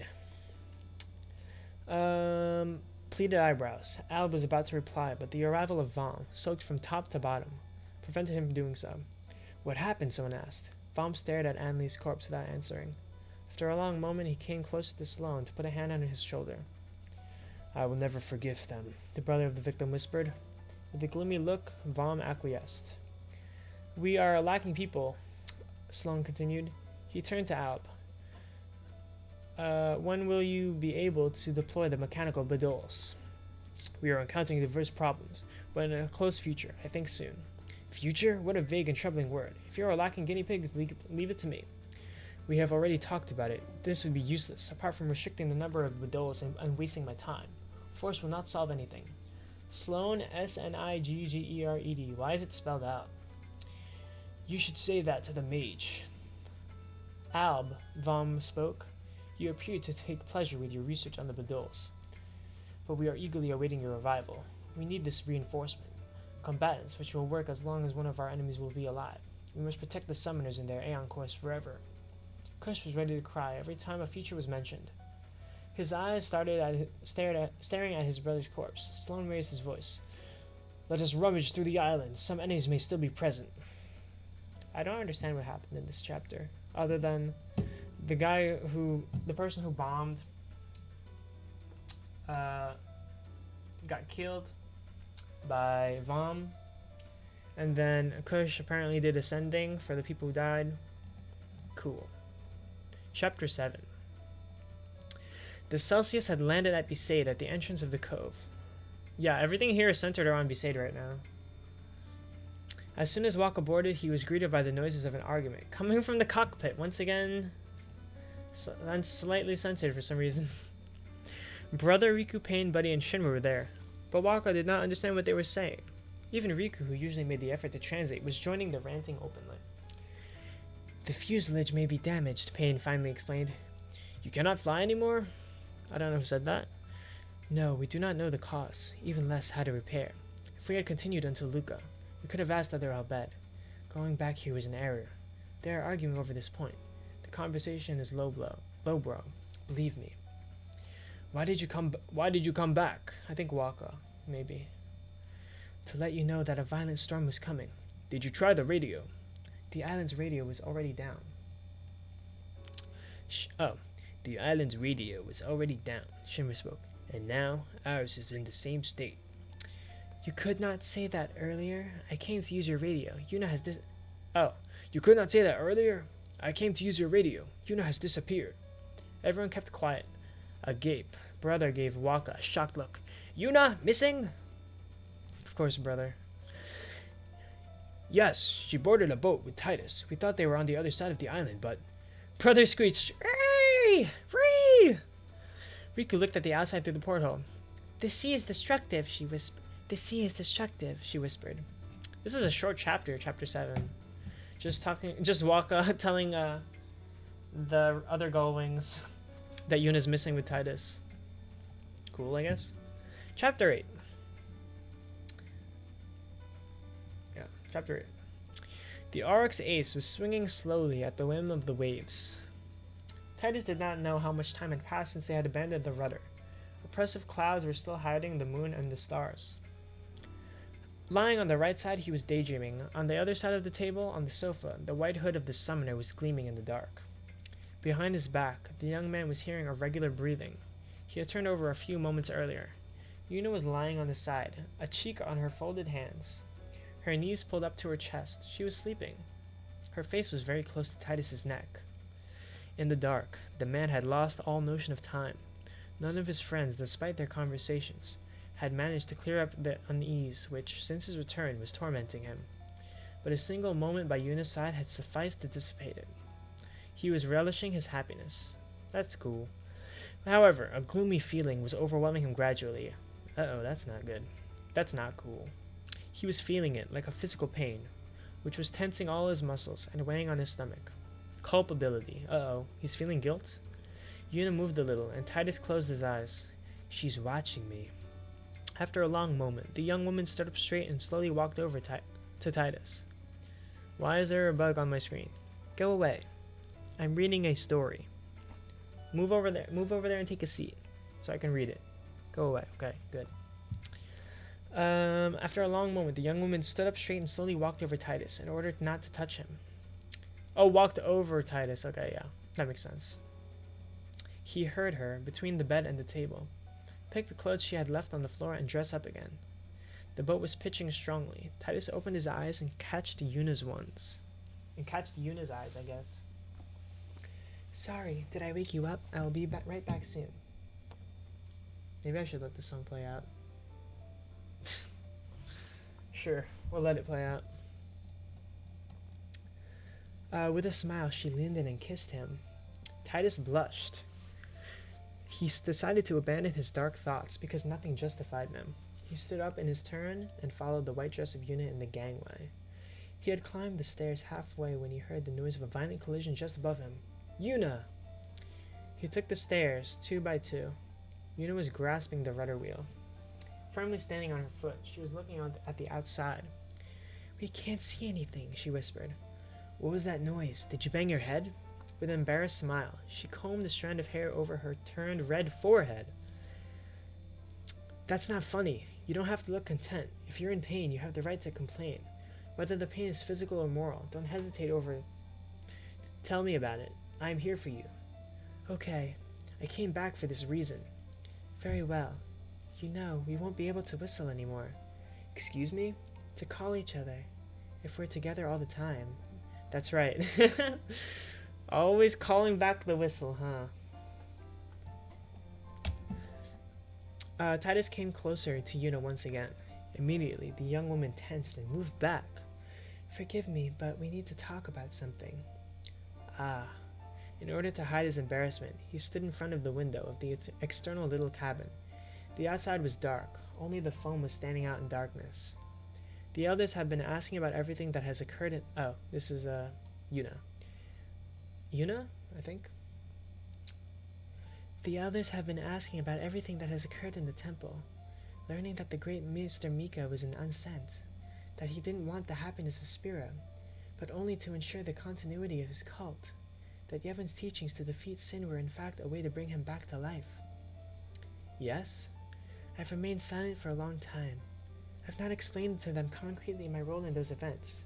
I've not said how I'd defeated sin for good, how I had understood that Yevon's teaching were just a pack of lies, and that the church had become a parasite for our world.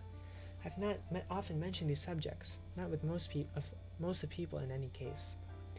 It would be quite the shock for the faithful. Yes, some people may be mad with me or even hate me." "I see." "Because of this, after the death of the great Maester..." "Go away." "And the appearance of the movement of the truth, Yevon clergy had formed Neo-Yevon with Baralai." "Oh, that's right, you don't know who Baralai is." "Riku and the others have told me about him. He's very close to Nugent Gipple, right?" "That's right. Where was I?" "But what are you trying to say?" Titus asked, overcome by impatience. "I've kept most of these events quiet because I was worried. But the grandmothers wanted to know everything. They've begged, cried. They've accused me of egotism, remaining silent for fear of what others would think. This is vanity.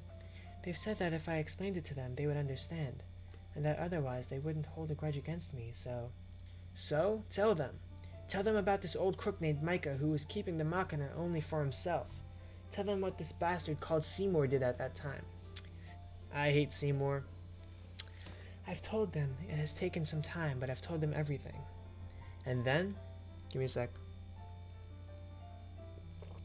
Okay. "They've listened to me without interruption." "All the better." He didn't understand where this conversation was leading them.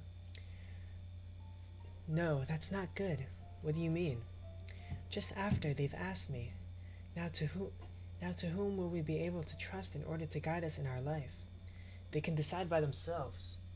"They've asked me if they must forget Yevon's teachings." "Of course, this was a swindle." I don't know what to play. No. Sure. Yuna lowered her eyes and shook her head. "What?" "I follow Yevon's teachings too. Admittedly, it contains despicable lies, but the rest is not bad.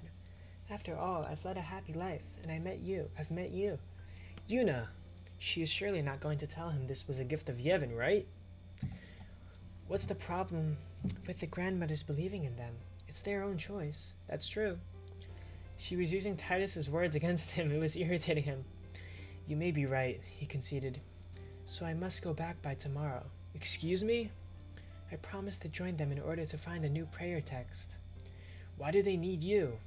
"It's my fault if they've lost their faith." "Don't you think you've done enough for them?" "That's not a reason to cross my arms and wait."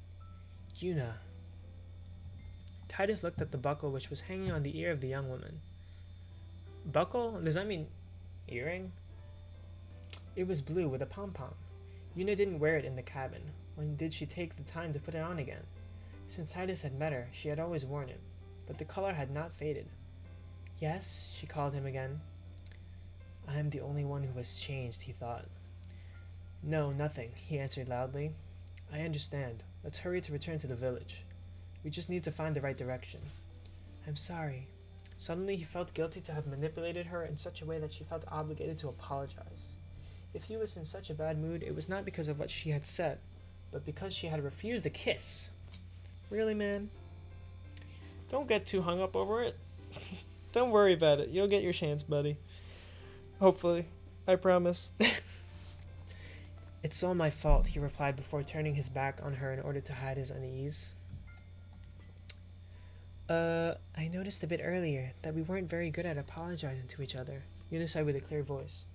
During several weeks, we've traveled around Spira, climbed Mount Gagazet, fought Sin in New Yevon, and then, during more than 2 years, we've been separate. No letter, no news, but during this time, my feelings have reinforced, and this morning I met you again. Now I know who you are and who I am. I know we can make an effort to understand each other. Hey, are you listening to me? Yes, of course. When I met you, I was 17 years old, and I've fallen madly in love with you. And now that we're together again, uh-oh.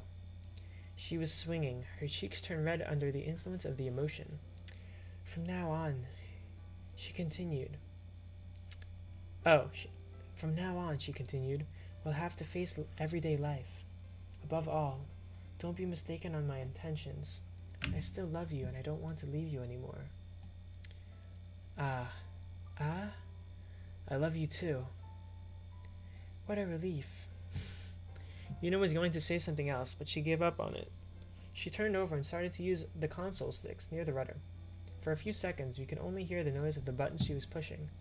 We may have a problem, she ended up saying. I can't use the radar. We can't establish our position. Just after, they discovered the radio also did not work anymore. Yep. Conflict is coming. Chapter 9. Bum, bum, bum, bum, bum. Bum, bum, bum. Are we in Besaid yet? Yeah, I think we're in Besaid. Back to Besaid music. Chapter 9. The storm raged through the whole night in Besaid. Early morning, the depression moved away to the north, letting the coast full of algae, brown sarcasms, and red seaweed. Stooping ahead, the villagers were crossing the beach in order to find remains thrown back from the sea. As soon as someone found one, he shouted, and Waka, or someone from the Oryx, rushed up to determine if the fragment came from the Ace. The objects which did not succeed the exam were gathered near the pontoon in order to be burnt. The smoke produced by the sodden wood could indicate the position of the island to Yuna and Titus. Ah, I see. They're making a smoke beacon. Smoke signal, whatever you want to call it. Apart from that, there was no way to communicate. The Al-Bed thought that the devices had broken down at the same time because they had been discovered at the same level in Biganel's sands. Waka had not shared this theory with the rest of the inhabitants. He feared that they would lose all trust in the Al-Bed. Bria, I forgot what I called this fellow. Bria had his eyes glued to the open sea. The night before, he was the last one to speak to Titus. It's not your fault, Waka reminded him. The storm is over. If this boat is still floating, they'll come back. If that's not the case, they'll surely find a plank to hold on. Titus is strong, and as long as they're together, Yuna will be okay. Bria replied with a nervous voice. You can't delude yourself. If they're in water, their body temperature will decrease, and... My illusions don't concern you. The fisherman gave a faint smile. If we at least knew how to fix this thing, Waka sighed, his eyes fixed on the Celsius. We could search for them from the sky, but according to Shinra, we can't repair it. Bria snickered. What's so funny? Waka asked curtly. The situation. We are dependent on the machines. We become more and more lazy, but are incapable of repairing them if necessary. Our sins are spreading out across Spira. You'll soon see Sin returning. Uh-oh. That would be bad. That means that this is the plot of FF10-3. Let's go. We fight Sin again. FF10-3 is just FF10 rehashed. Nice. You're talking about the Al bed? If that's the case, you're going too far. You're not convinced that this scrap heap must stay on the ground to not be able to search for Yuna? After all, you've already tried everything. You've crossed the beach, gathered wood, and lit a fire. That's all you can do, right? If she remains lost, that's destiny. Nobody is guilty. You're not at fault. In fact, you're being prepared for receiving the worst news without feeling guilty. I can't believe you. Since she was 7, I was like her big brother. What you're saying is awful. Then move on, Waka. I know, but... Distraught, the former blitzball player shook his head. Then, as if he had a bright idea, he jumped on the pontoon. We have to do more to find Yuna, he said, loud enough for people to hear him. Does someone have an idea? We have to fix the remaining boat as quickly as possible, an old man replied, without ceasing to work on the boat in question. The Port Kilika shuttle is going to arrive soon. We could ask the captain to search for Yuna, one of the villagers proposed. And if he refuses, we could ask him to solicit the fishermen from Port Kilika. But where do we begin the search? Another voice said. The ocean is so vast. The storm has moved from the south to the north. Is that so? Bria spoke. And you're all familiar with the currents on the of the island. You're not helpless. This Bria fellow is very smart, huh? Waka caught his eyes and acquiesced silently before nodding, with a head sign toward the airship. I know a boy gifted with this kind of calculation. I'm going to talk to him. Shinra! Does someone own a marine map of the region? Bria asked. Letty left at the double to reach the village. As if they had only waited for the signal, the other villagers took their search up again. You're used to setting people to work. Bria turned over and found Lulu in front of him. I didn't do anything, Waka did. A lot of villagers obey him mindlessly. He's just discovered he was more popular than he thought. Lulu was observing her husband half in the water. He was starting to swim to reach the Celsius, standing on the shallows and facing the beach. She nodded. It's been a month since your arrival on the island, Bria. Indeed. The time has come to explain to us the intentions of this Church of New Yevon which sent you here. I'm a manager. Thefts have occurred in several temples. Because of this, we have decided to check all the accounts. That's why I'm here. I will surely receive a new mission, but until then I wish to carry on taking the part in the chores. I would like to take care of the elderly. Are you concerned with your image? Lulu asked with a charming smile. Bria looked at her with a suspicious look. Do you remember your predecessor declared missing? Do you remember your predecessor declared missing? She continued. Yes, I've met him. At the moment of my taking up of a position. Some people affirm to having seen him haunting the ruins path. He would have become a monster. Is that so? According to the witnesses, he's lamenting constantly. We can especially hear him saying, Bria, Bria, Bria, Bria, Bria. They must have been mistaken. Usually people who meet such creatures suffer from auditory hallucinations. Maybe, she concluded. And who would have bumped into this monster? Me. Both of them gave a faint smile. Hey! Hey! The cry was coming from the sea. Waka was standing near the Celsius. Only his head was protruding from the water. Bria waved to him. Lulu's partner raised his arms and crossed them to form an X. Then he picked up an object which was floating close to him and he brandished it really high. It was a piece of wood painted in yellow. On the beach, distress overwhelmed the villagers. Everyone had recognized the fake blitzball trophy which ornamented the bow of the ace. Oh, the fake blitzball trophy was from the ace, yeah. I just want to see something really quick. Never mind. If I text to speech it wouldn't be as fun. And I probably would not pay attention as much. Actually, reading it forces me to listen to it, even though it's a little bit much on the vocal cords. That's why I have this cup of water.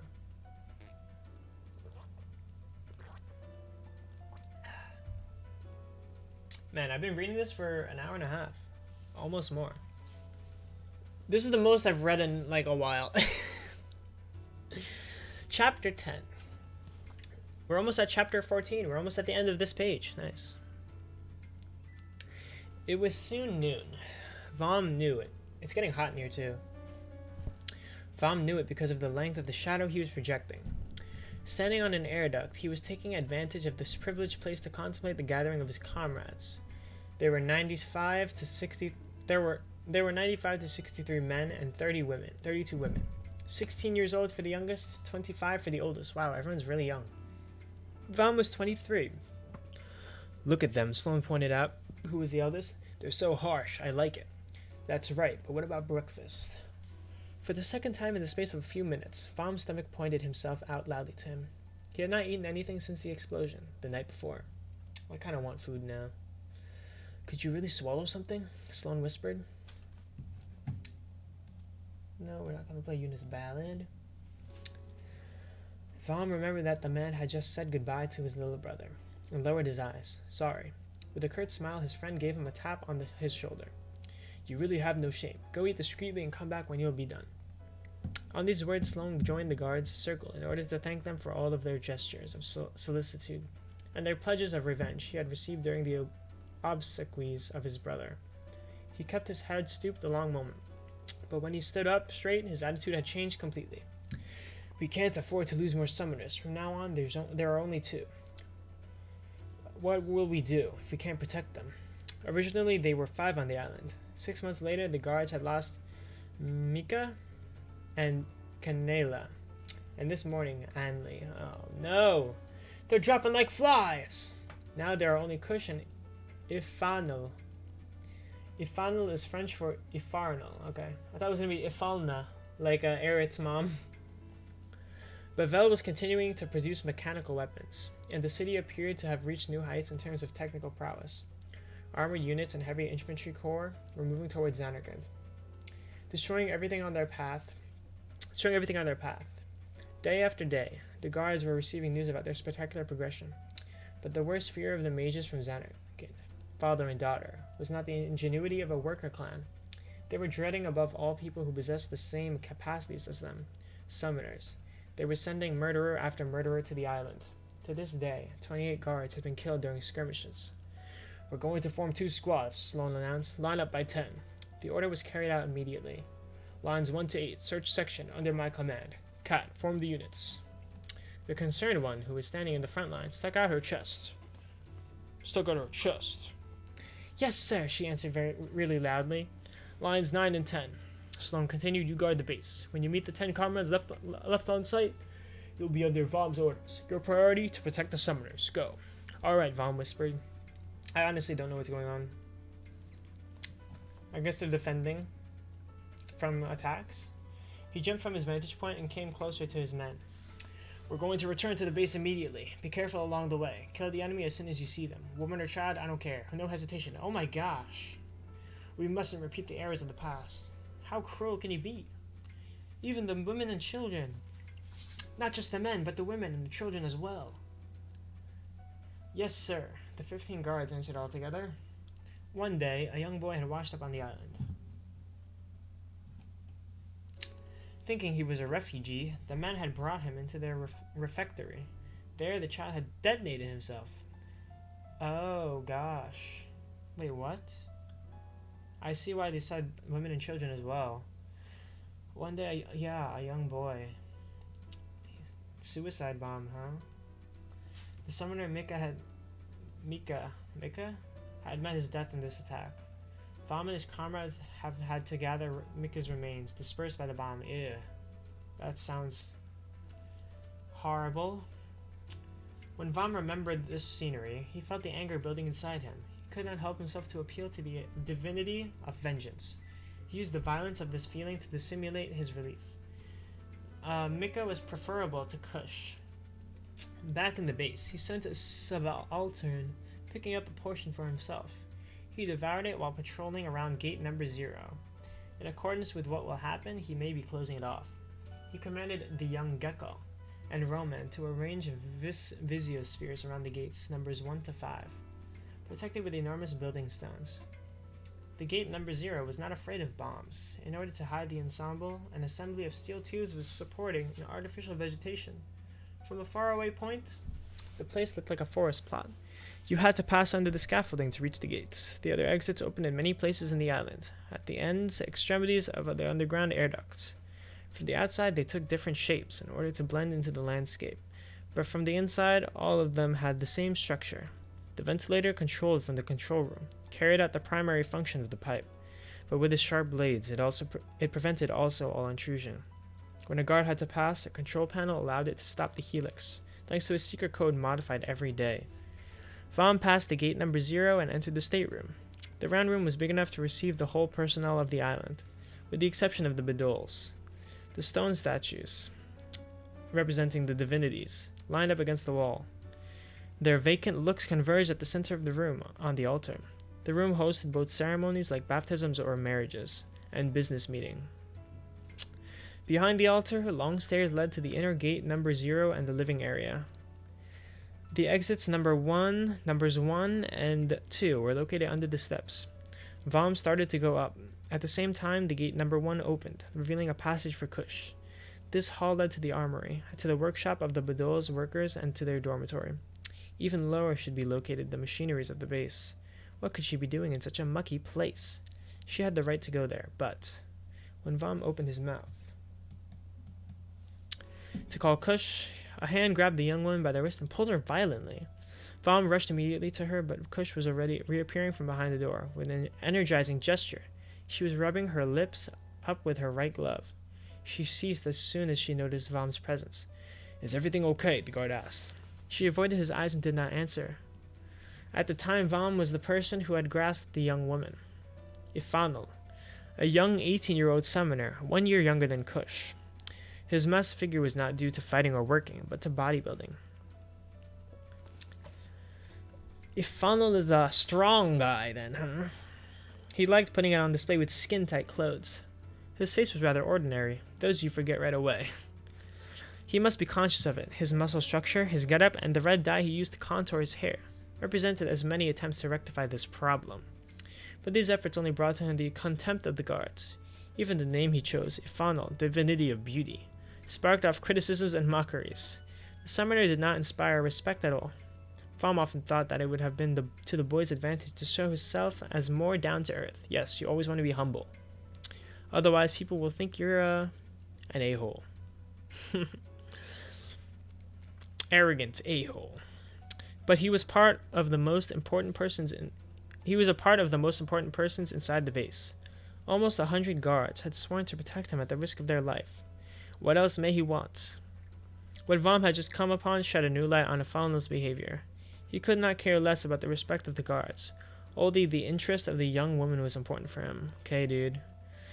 Okay, dude. And seemingly, he had not obtained it yet. And Vom would make sure that it remains like this. Wait a minute. Did Ifanel kiss the girl non-consensually? Not cool, dude. Not cool. Unless I'm reading it wrong. But it sounds like that's what happened. That's not cool. Is there something wrong? He asked. The situation is serious. We don't have time for quarrels. If you have a problem, you must settle it as quickly as possible. Ifanel ignored the question. The mechanical bedol is ready. It was plainly a way to change the subject and avoid conflict, but Vom could not ignore the news. Great. Ifanel smiled. He has memorized my voice. Do you want me to call it? Armored bedol. Get out of there. The boy seemed as proud as if he himself had created the false bedol. As for Kush, she had placed herself behind Vom as if hiding, as if staying as far as possible from Ifanel. Yep, I would agree with that behavior. I don't like this Ifanel guy. The bedol appeared. It was as tall as Kush, dressed with dark yellow cotton. His head was covered with a hood. Get away, Buggy. Why are you attracted to my screen? Go away. Where am I? Oh, here. Dressed with dark yellow cotton. His head was covered with a hood, and his face was dissimulated behind glasses and a gas mask. Shinra? At first glance, he appeared to not be able to fight and vanquish their enemies. Is that? It is, Alb replied. The old man had climbed the stairs behind his creation. It's not perfect yet, but... Contrary to what his words were suggesting, Alb was radiating proud. Of the corner of his eye, Vom saw a funnel slipping away, a smile on his face. The guard decided to focus on the false Bidol. He would have a little discussion with his summoner later. It doesn't seem really robust. Can it fight?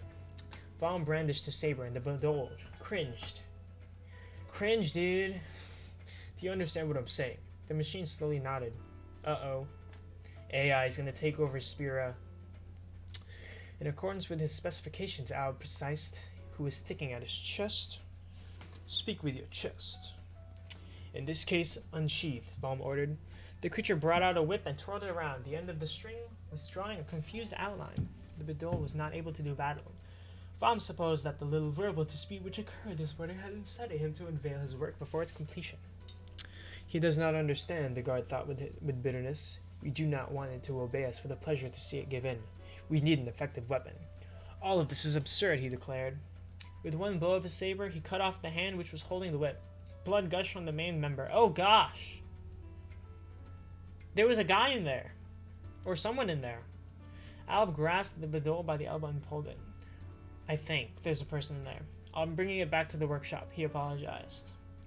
The final model will use a firearm. Chains and whips are problematic. You need to deal with the space around you in order to use them. Hey, Keistis did perfectly fine with a whip. He'll never reach the required level of precision to aim correctly. I prefer that it use throwing weapons. As for blood, is it compulsory? A scarlet puddle had formed on the ground. Oh, so there wasn't a person in there. A ruse to deceive the enemy. Yourself wondered if it was alive, right? How many units can you produce? Whoops, I think I hit the mic. Sorry. 50 units in the next 3 days. Maybe more.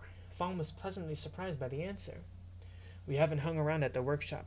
Al added with a provocative tone. He seemed offended. Call them worker Bidols and remove the blood, or change its color, else the enemy won't be the only one deceived. I don't want ours to think that a comrade is hurt and take unnecessary risks. From far away, they must look humans. Closely, the illusion is superfluous.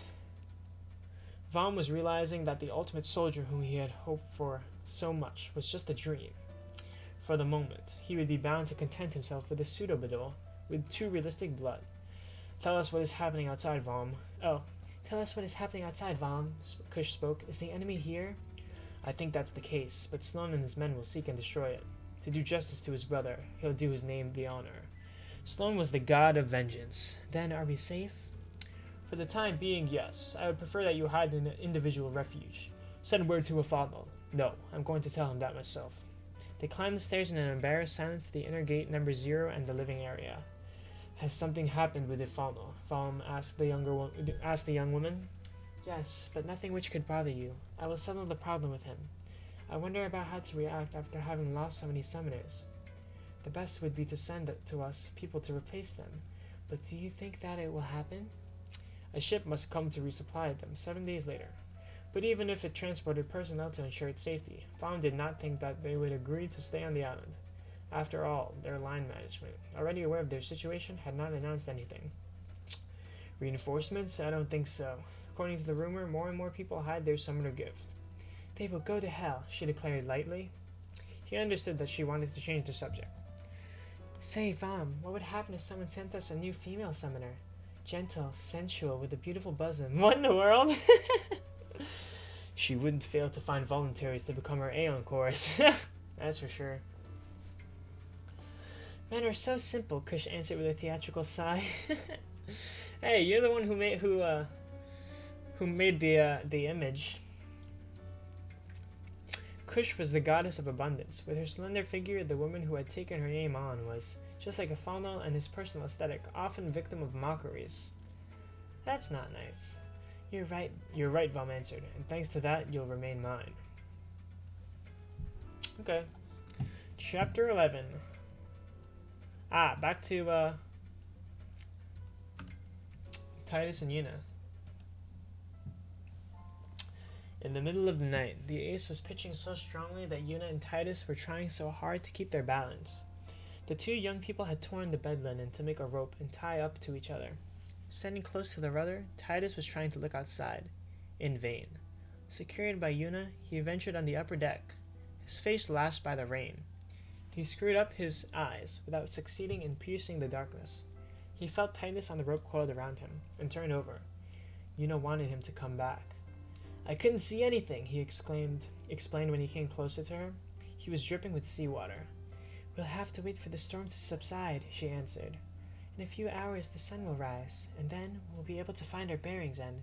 She grimaced. Finding the north was one thing. Returning to Besaid was another. And maybe we'll see the island, she finished. Don't worry. Moreover, our friends will search for us. From the sky, the Gomings will find us in no time at all. You seem rather composed, Titus noted. I may not look like much, but I've grown up on an island, and also experienced lots of scary adventures. You're already talking like an old woman. What? What was that? Titus declaring with a disparaging tone while showing an amused face. The horror. She gave a sulky pout. A few moments later, they caught each other's eye, and they exchanged a smile. I think everything will be okay, Yuna repeated, despite all of our problems. Suddenly, the ship plunged between two waves. Titus felt his stomach turning, whereas Yuna closed her eyes. The young man executed a step toward her. But at this moment, the hull of the Ace split open with an almost human whine. Oh, I thought it broke. Losing his balance, Titus hurt his head against the rudder. He smelt gunpowder and faded. Well, that stinks. When he opened his eyes, the sun had risen. No more breaths of wind, no more clouds. No more cloud. Oh no! And no more ship too. From the Ace, only a plank remained. Oh my gosh, so wait, the ship did break then. Barely large enough to support the weight of one person. Oh gosh. Don't tell me we're gonna have a Titanic moment here. And on which was resting Titus. Stay where you are. Don't move, a voice whispered. That has to be Titus. I mean Yuna, yeah. Yuna was just behind him, in water up to her shoulders. She was turning her back on him. A monster was facing her. Uh-oh, this is bad. The beast looked like a turtle, but it was enormous. An adamantus. Its head and the biggest part of its shell protruding out the surface. Glassy-eyed, it was releasing a light smell of rot. Yuna. Yuna turned over and he discovered her distressed look. Her sunken, ringed eyes. Since when has she been protecting me? The monster did not move, and Titus wondered if Yuna had managed to calm it. Then he saw a stick. No, a trident. Broken, driven into the neck of the monster. Oh, wow. He imagined the battle that Yuna had to fight against the beast, whereas himself was just baggage in the way. I'm sorry, he whispered. His partner expressed to him a weak smile, leaned her head, and closed her eyes. Yuna?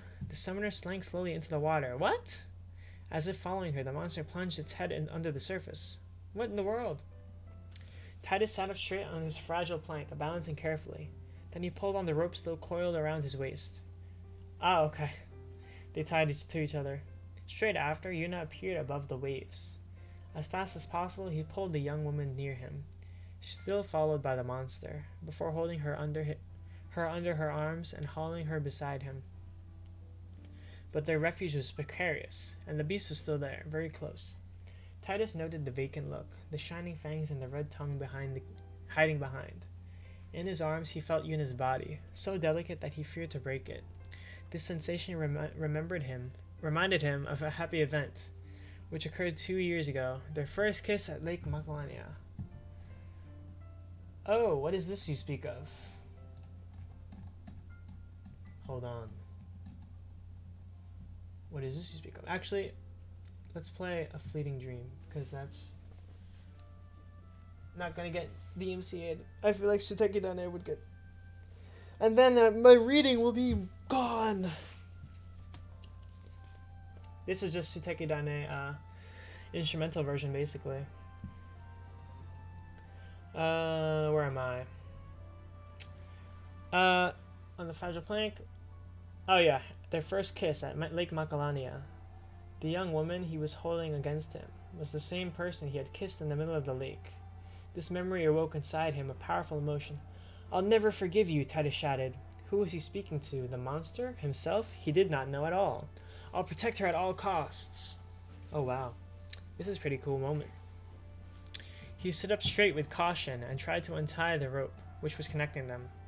While Titus was struggling with the soaked fabric, the monster came nearer again and managed to put his chin on the plank. At that rate, the two young people would topple soon in water. Abandoning the node, Titus leaped on the back of the beast. On all fours on the shell, he turned over the nape of the neck of the monster. He snatched half of the trident which Yuna had used to put the monster in isolation. He raised it sky high and drove it with all his strength into the top of the head of the monster, where the weapon disappeared completely. Immediately, the chin of the turtle slid from the plank and fell in water. The monster ceased to move. A foul smell going along with a repugnant liquid was escaping right away from the wound. We must escape, Titus thought, while seeing the gloomy humor spreading through the water. At this moment, a new animal broke from the surface. Oh gosh, a shark with a body covered with reptile scales.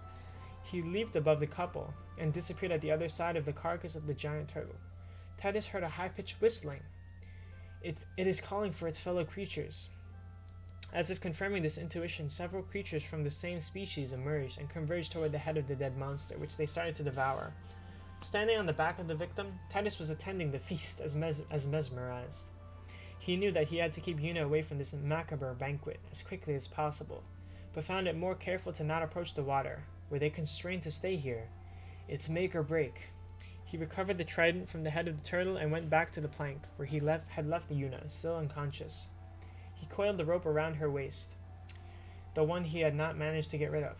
He had to carry the young woman on his back. Just like Squall had to carry Renoa! Which turned out more difficult than planned on their makeshift raft. Titus wondered suddenly if it would not have been better to stay on the half-devoured carcass. Carefully, he came close to the water's edge and took a deep breath. Concentrating all his energy in his legs, he leaped once again, but this time he was holding Yuna. He had wrongly estimated the weight difference. Instead of reaching the turtle, he fell in the water. Oh no. He immediately felt being pulled down, and it took him a few seconds to understand what was happening. Then he remembered the rope, which was still connecting him with Yuna. It had coiled itself around one of the squalls. Squall? Which was having the two young people under the water from now on. The animal in question suddenly cornered a long moment. In order to return to the carcass of the turtle, he seized the opportunity to let himself sink. He hoped that Yuna would come to the surface. Without paying attention to its unwitting passengers, the squall started again its lunge. Titus skirted it, praying its fellow creatures to not notice him. He caught Yuna and dragged her away with him in the open air. Excuse me. Then he coiled the rope around the dorsal fin of the squall. What happens if I search Squall? Okay. The first step of his plan was a success. From now on, he had to climb on the back of the animal. How will the creature react to this? Titus did not know enough about the species to predict it.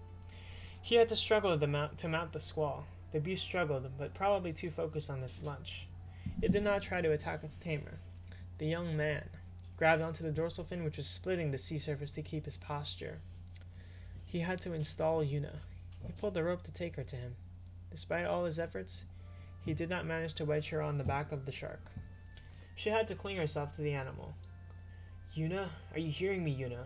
I'm going to get the upper hand over this, don't worry. But I need you to wake up.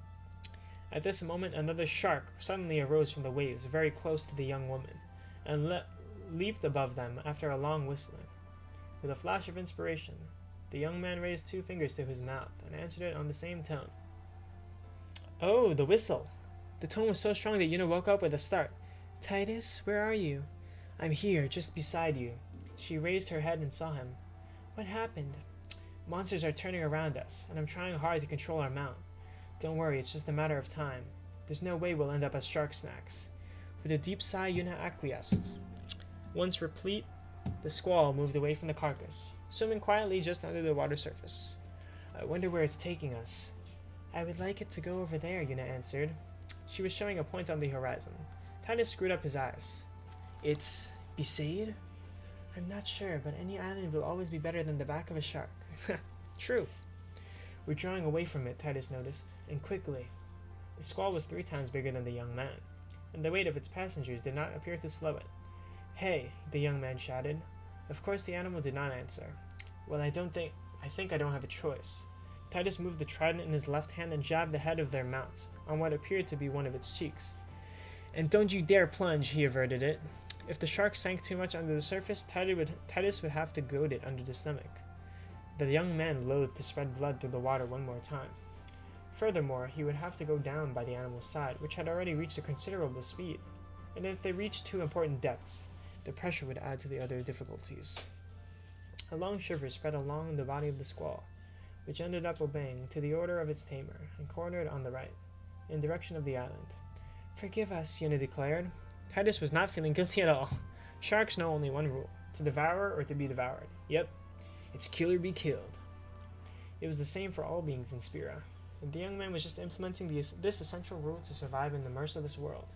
He had to be severe towards every being who threatened him.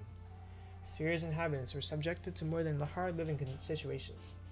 In this situation, Yuna was, without doubt, a treasure. Who else would have asked for the animal's forgiveness? True.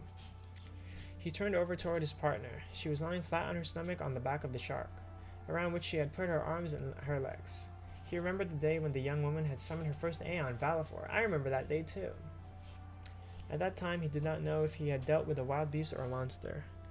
But he had understood that if Yuna was able to control a so powerful being, he could not live a normal story by her life. This is my story. Suddenly, a new thought appeared in his mind, and it warmed his heart. He knew about the normal side of the summoner, better than anyone else. A lot of people were familiar with her public image. These of a young woman, serious and stubborn, inflexible too. But me, I understand her like nobody else. "What are you thinking about?" Yuna asked. "Why do you ask?" "You're smiling." "Really?" "No, it must be the fatigue which is contracting the muscles of my face." What in the world? He turned towards their destination. Now the island was close enough to make out the hill which was standing at the center, and the greenery which was covering everything. Be safe or not, they would find food and water. He let out a little laugh. "What?" "Nothing." "You secretive little thing." She laughed in her turn, softly. Chapter 12. We're almost done with this page. Look at that. And it only has been 2 hours. Chapter 12.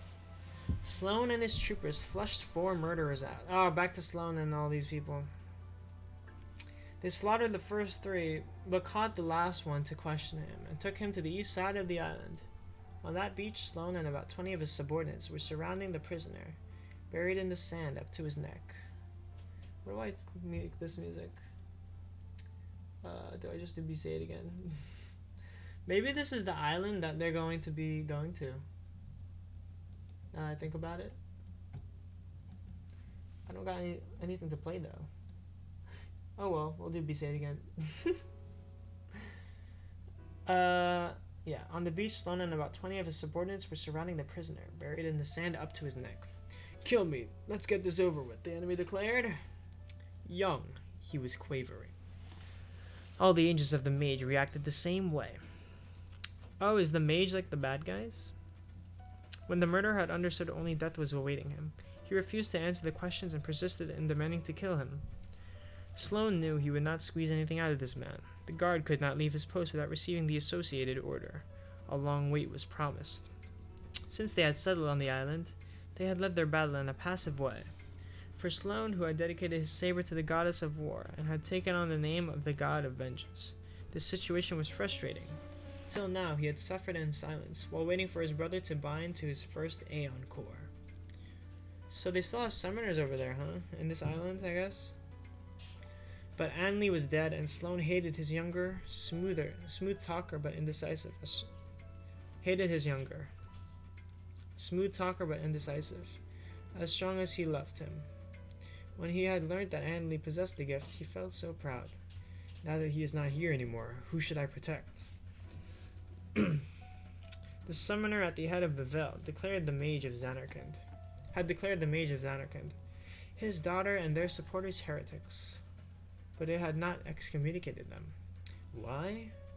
According to the rumors, Bevel needed the charisma of the 2 mages to win the war, and wanted to use them until the end.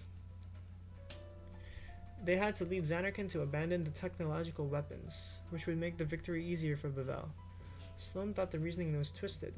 He could not spare those who were renouncing the gods. They had to be eliminated as quickly as possible. That was the goal of the elite unit stationed on this island. But the mages had understood the plan of their enemy, and we're sending it to brainwashed murderers. Sending to it brainwashed murderers. And is my government manipulating me, doing the same to it? Sloane thought suddenly. Even the children knew that the gods were imaginary, yet anyone could picture them. This common illusion tightened the links, to the extent that the men were ready to give their life for it. Yes, this is brainwashing. Do we question the questioning? Did we begin the questioning? Kat spoke. He won't answer us, Sloane replied before reconsidering. Did you meet the sorceress? Who, Sorceress Adele? He asked. People say that she's of an incomparable beauty. Is that right? Never mind. The prisoner remained silent, his eyes lost in the distance. He gave a faint smile. Why is he smiling, though? You're nothing to her, you know that. She's just making fun of you and your comrades before leaving you. Nobody will come to save you. For an instant, the prisoner raised his eyes to heaven. Will reinforcements come from the sky? Sloane was not seeing anything, but he knew that flying devices had joined the ranks of the combatants. This kind of weapon was going to turn the tide. He was sure of that. Kill me, the man repeated. I see, the tide is rising. Your head will soon remain under the waves. You won't be the first one to try to breathe underwater, but nobody managed to do it. Do you think you'll succeed where the others failed? You're a monster. One of your comrades has killed my little brother. Of course you didn't do it yourself, but you could have. The problem, you see, is that you've come here to kill him. So you won't get off so lightly. You'll die, but slowly. You'll leave this world while cursing it and feeling pain. After that, do me a pleasure and turn into a monster and come back to me. The next time I'll tear you into pieces, then I'll throw them in a fire. Wow, that is brutal. That is brutal. Sloane had not finished talking yet. The man burst out laughing. A soldier moved forward to silence him. But the captive had suddenly become silent again. He was staring at the sky. Everybody did the same. An unknown noise was approaching. Is it the Celsius? A light whistling replied from the sand. This was the prisoner. A ship appeared to be flying over the opposite coast of the island. Then he appeared at the top of the mountain, just above the Lucera statue. This was the first time Sloane was seeing an aircraft. He discovered a triangular ship, very noisy and slow. Triangular, huh? That's not the Celsius. Arriving above the beach, the machine turned itself on and started its descent. Sloane and his comrades all moved away in haste, in order to shelter under the vegetation. When the officer took a look behind him, he saw that a part of the shell under the aircraft had opened. A battalion was already shining down a set of thick ropes. His weapon in his hand, Sloane turned around and rushed toward the beach. On the back on each enemy, he was making out a bag made of strings, containing a ball. Uh-oh. A bomb like the one Vom had described. That's bad. 15 to 20 infantrymen were rappelling down. The first one put a foot on the beach and, without taking a break, fired intensively on the buried captive. Why? Sloane saw the head of the murderer tipping over. The prisoner had behaved bravely, like a great soldier. If they had fought in the same camp, they would have gotten along well. And yet... He did not finish his sentence. His men were looking at him, waiting for an order. The last time I checked, a life was of better worth than that, he said with a bitter laugh. He immediately became serious. Return to the base, make a report to Vom, then place yourself under his orders. Kat will ensure the command of the group until there. Then Sloane pointed his saber in the direction of the enemy with a wild howl. After my death, let Vom take over the name of Sloane. He has always been more worthy of this name than me. Nobody returned to the base. The aircraft had spread enemies everywhere in the island. Well, this is very bad. Exhausted, the young woman knew she would meet her death very soon, but did not fear it. She has been waiting for this moment since the demise of the one who had meant so much to her. Canela. Despite her gift of summoner, she was killed 6 months earlier without having completed anything. Well, that stinks. And now she was no more. What were the chances for Kat to have the honor to become an Aeon Core? Kush would choose Vom, and the guard would produce an impressive creature. Who would Falno have his heart set on?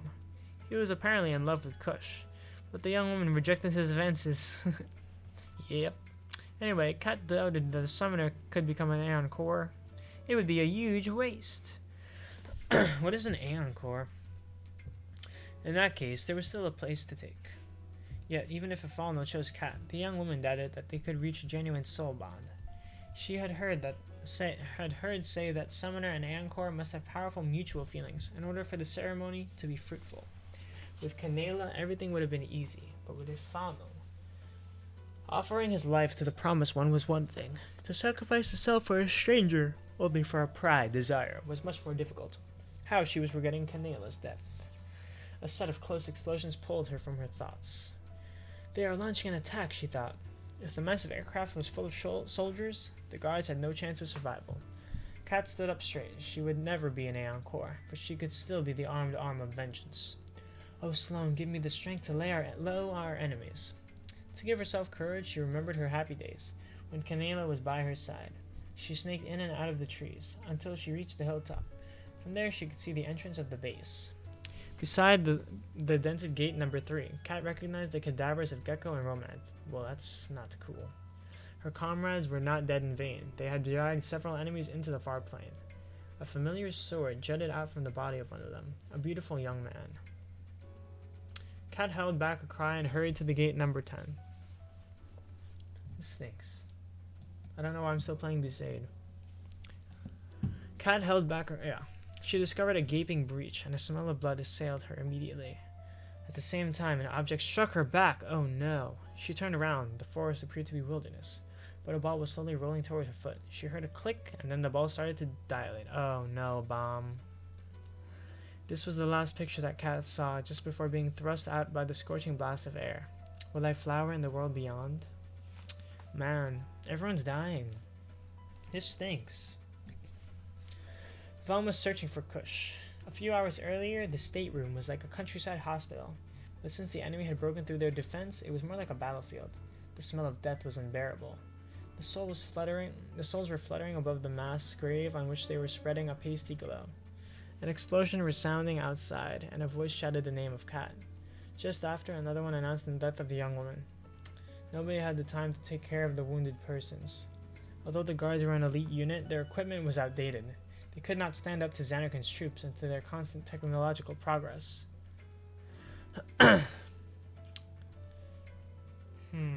Despite everything, the time has come. We are more united than ever. He was going to become an Aeon Corps. It was the only way to turn the situation around. The stairs which led to the living quarters were partially collapsed and scorched. Another bomb, Vom supposed. He stepped over the cadavers of the men he was responsible for, and sent a prayer to Guard, the god of the far plain, to take care of them. When he reached the stairs, he turned around in order to behold the room. Ashamed of the relief he felt when he was certain that Kush's body was not amongst the cadavers, he started to climb the stairs again. Don't be ashamed that you lived. 3 enemies burst into the living room. At the same moment, the gate number 1 delivered passage to the troubling, or comical, procession of the mechanical Beduls, wearing their 2 big suits and their gas mask. They went into the room slowly, while swirling their chains. The enemy opened fire. Alb had demanded 3 more days to complete his project. After 3 years of research, Vom was wondering about what 3 days could have changed. The old man appeared suddenly behind his creations. He appeared to be on his last legs. Vom, I'm leaving the workshop. Sorry. The guard acquiesced brusquely. Come back here, Alb ordered the Beduls while handing a signal. No, Vom said. They must fight. They would only get under your feet. A new explosion announced the arrival of other enemies. Alb and his Beduls headed towards the emergency exit, and Vom started to climb again. Just before crossing the inner gate, he turned around one last time. The living room was presenting a macabre scene where they were merging the flowers of the altar. The blood of the cadavers and the funeral light of the drifting souls. You're running away, coward. Coward. A young man, a saber in his hand, rushed towards Vom. He surely wanted to conserve his ammunition, which was going to make the battle more balanced. Vom went down to meet him. Bring it on, son of a heretic, the guard spat out. He received the enemy with a large arc of his saber, and felt the weapon cutting into the side of his target. As far as the navel. Yikes, that's a deep cut. He made sure with a glimpse of the inflicted damage, then turned around and walked away towards the gate number 0. The rift-open man toppled into the void. Vom hurried. It should not take a lot of time before the soul of his victim turned into a monster, he thought, just before hearing a death-throes cry resonating at the floor below. Some mechanical Beduls were lying on the ground, covered with blood. Val thought of the workers who must remain in the workshop. He had never regarded the Beduls as humans, but now he had pity on them. Not regarding them as humans, what in the world? What happened next made him understand. He saw the mechanical Bedols gathering around their injured comrades and helping them to stand up straight. They are humans, he understood suddenly. Alb had never managed to create artificial combatants. He had made use of the Bedols to ensure his own escape. With a tightened jaw, Vom went downstairs slowly. Alb, he yelled. The old man had disappeared. Several false mechanical Bedols, disguised persons not to lure the enemy, but their allies, raised their eyes in direction of the guard. Say to Alb that he can run away wherever he wants. I'll find him and I'll make him pay for his treason. Yeah.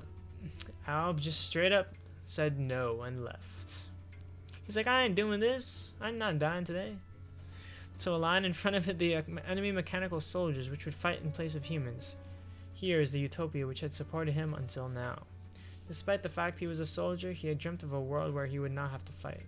None should ever discover this secret desire. Their hands moved apart as an apologize gesture. The Bedols answered with their own disgusting language. Be quiet, Vom intimidated them, exasperated on how they were informally talking to him. The memory of Kush, going back up from the workshop to the gate number 1, imposed on his mind. What could she do over there? They're in the living quarters, Vom. They're in the living quarters, Vom. Suddenly, back to the present, he raised his eyes. One of his men had popped his head, covered with blood. Let's play this one, I guess. Around the inner gate number 0. The summoners, hurry, he continued before falling to the ground. Kush! The living quarters were similar to a labyrinth of corridors which led to bedrooms. This was the most protected place of the base. How could the enemy have accessed it? Alb! Uh-oh, is Alb actually a traitor? Dang. According to Vom, only Alb could have led them as far as there. Blinded by rage, he headed towards Kush's bedroom. A long-haired enemy, probably a woman, was progressing towards the end of the quarters while leaning on the wall. She appeared to be injured. Vom slipped behind her, put the point of his saber on the neck of the enemy and pressed. He felt his spinal cord yielding to his sword. Oh my gosh. He trampled the cadaver and kicked her in the ribs. A very cruel act. Yeah, no kidding. He was completely aware of it. The battles were applying their influence on him. The wrath and the resentment of the slain were spreading along their souls. Protect me, Lucera, Vom exclaimed while setting forth in the corridor at the double. At the height of the battle, only one who retained his composure could hope to survive. And he had to remind himself when he would meet Kush. He had to be Vom, the guard she was admiring and loving.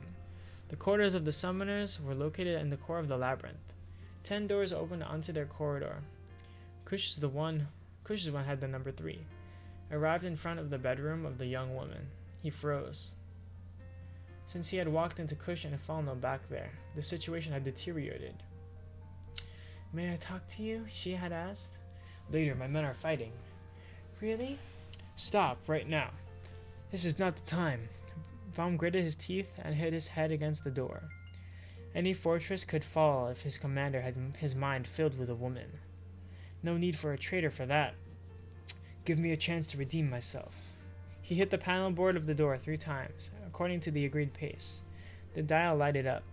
On the other side of the partition, a bell must ring out, but nobody reacted to it.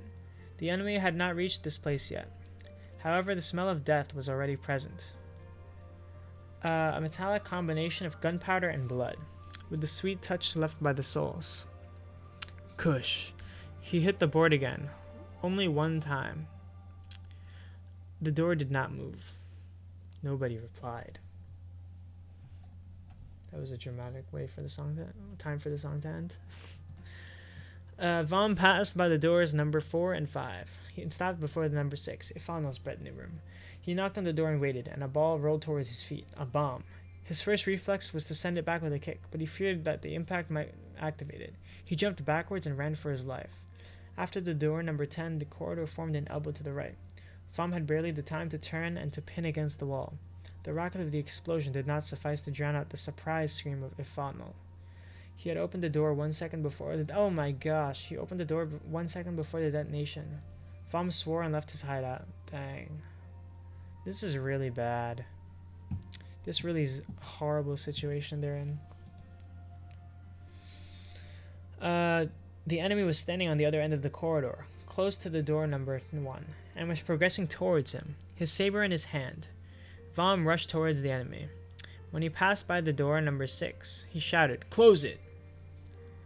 He was facing 3 combatants, which were moving in single file. The corridor, narrow, was slowing down the progression of the invaders. The head man, a brown-haired teenager, fired a shot. Vom immediately dove in order to avoid the bullet, rolled, and stood up straight. His run-up led the point of his saber against the throat of its opponent. He sliced it without hesitation. This is so brutal and gruesome, my gosh. The 2 comrades of the dead one were even younger. Oh no, and not really determined.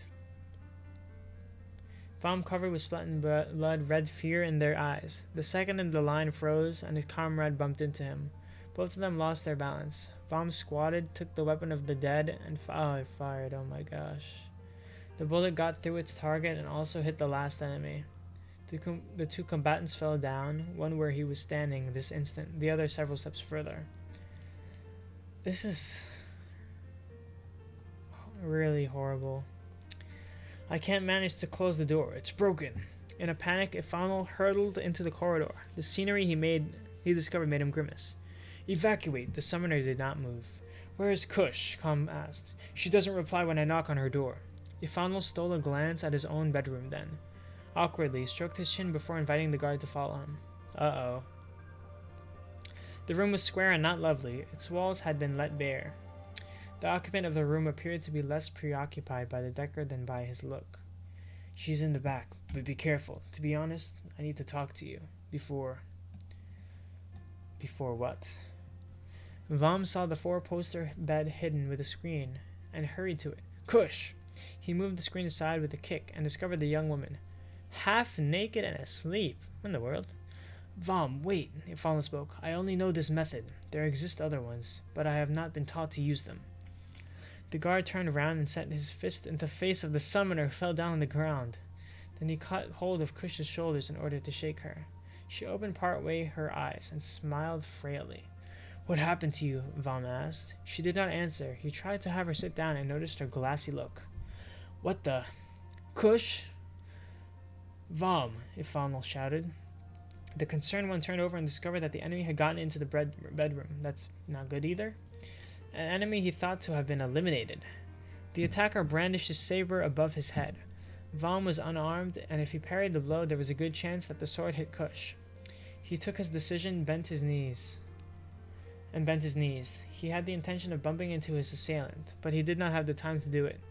He saw the head of the man, toppling in a blood geyser and rolling on the ground. The body hit Vom before falling down. In the frame of the door, a mechanical bidol. "Get away! What are you doing? Bug, go away!" Like, why? Rewound the rope he had just used, apparently proud of itself. Ifanel stood up straight and spoke to the bidol. He was talking to it in the disgusting language of the creature. Then both of them skirted Vom in shock to get closer to Kush. They stood up the summoner and had her sit down on the bed. She appeared to be still spaced out. When the bidol slapped her, why? Vom wanted to go for the throat of the impudent one, but Ifanel grasped the waist of the guard and helped him back with all his strength. After a second slap, Kush opened her eyes. The bidol took off its glasses and mask, revealing a hirsute head, vaguely familiar. He was part of those who always supported the palanquin of the young woman. He said something, and to Vom's utter astonishment, Kush answered him, but she did not do anything to cover her bare body, and did not have a single glance for her paramour. Lover, I figured. I just wanted to make sure. I am the only one to not understand what is happening. He felt his strength leaving him. I think. That was her who said that? He felt his strength leaving him, but a dark feeling, possessing his own train of thought, was starting to bubble up inside his heart. Oh, Sloane, who should I kill first? He tried to convince himself that the battle was ruining his mind, without great success. Finally, Kush turned towards him. He read astonishment, then confusion on her face. She hastily wrapped her chest and smiled perfunctorily. Okay? I thought she was half naked. Oh well. Chapter 13. The island was still far away. Up. We're back to Titus and Yuna. We'll play this song for now. Oh wait, no, I want to play Fleeting Dream.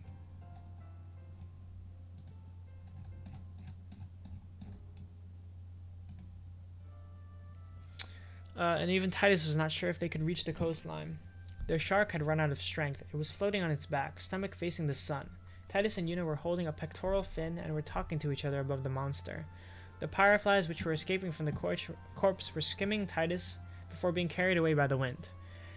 The scavengers should be here soon to devour it, Yuna presaged while chattering. We must move away. The air was sweet, but the two of them had already spent too much time in the water. They were frozen and exhausted. Titus acquiesced and firmed his grip on the fin. He pulled up his knees to his chest and pressed his soul against the side of the shark. Let's go. After a deep breath, he pressed on his legs and let go. He jumped backwards and then started to swim towards the island. When he turned to over Yuna, he saw her talking to the cadaver of the shark. Interesting. Titus whistled and waved to the young woman so that she joined him. She nodded and said farewell to them out. Yuna's very compassionate, which is very nice. He watched her coming closer slowly, swimming the breaststroke. Wow, they're very specific. And then they headed towards the island. The water was still deep. He was gazing at the progression of Yuna, who was moving on her back as of now. She was keeping a regular pace. She breathed out on 2 phases. Then at the third one, she stretched her arm backwards and breathed in deeply. He hoped that she could keep up like this much longer. If he had to come to her assistance, he wanted to keep his energy until the last minute. Keep going, Yuna. He talked to her when she breathed in order to not distract her. Thank you. She smiled at him, lost the pace of her breathing, and swallowed water. Oh no! She started to cough and spit out the water, and Titus stretched his hand out to her. She was more tired than he had thought. Sorry, I shouldn't have disrupted you. She was now standing plumb, but was struggling to keep afloat.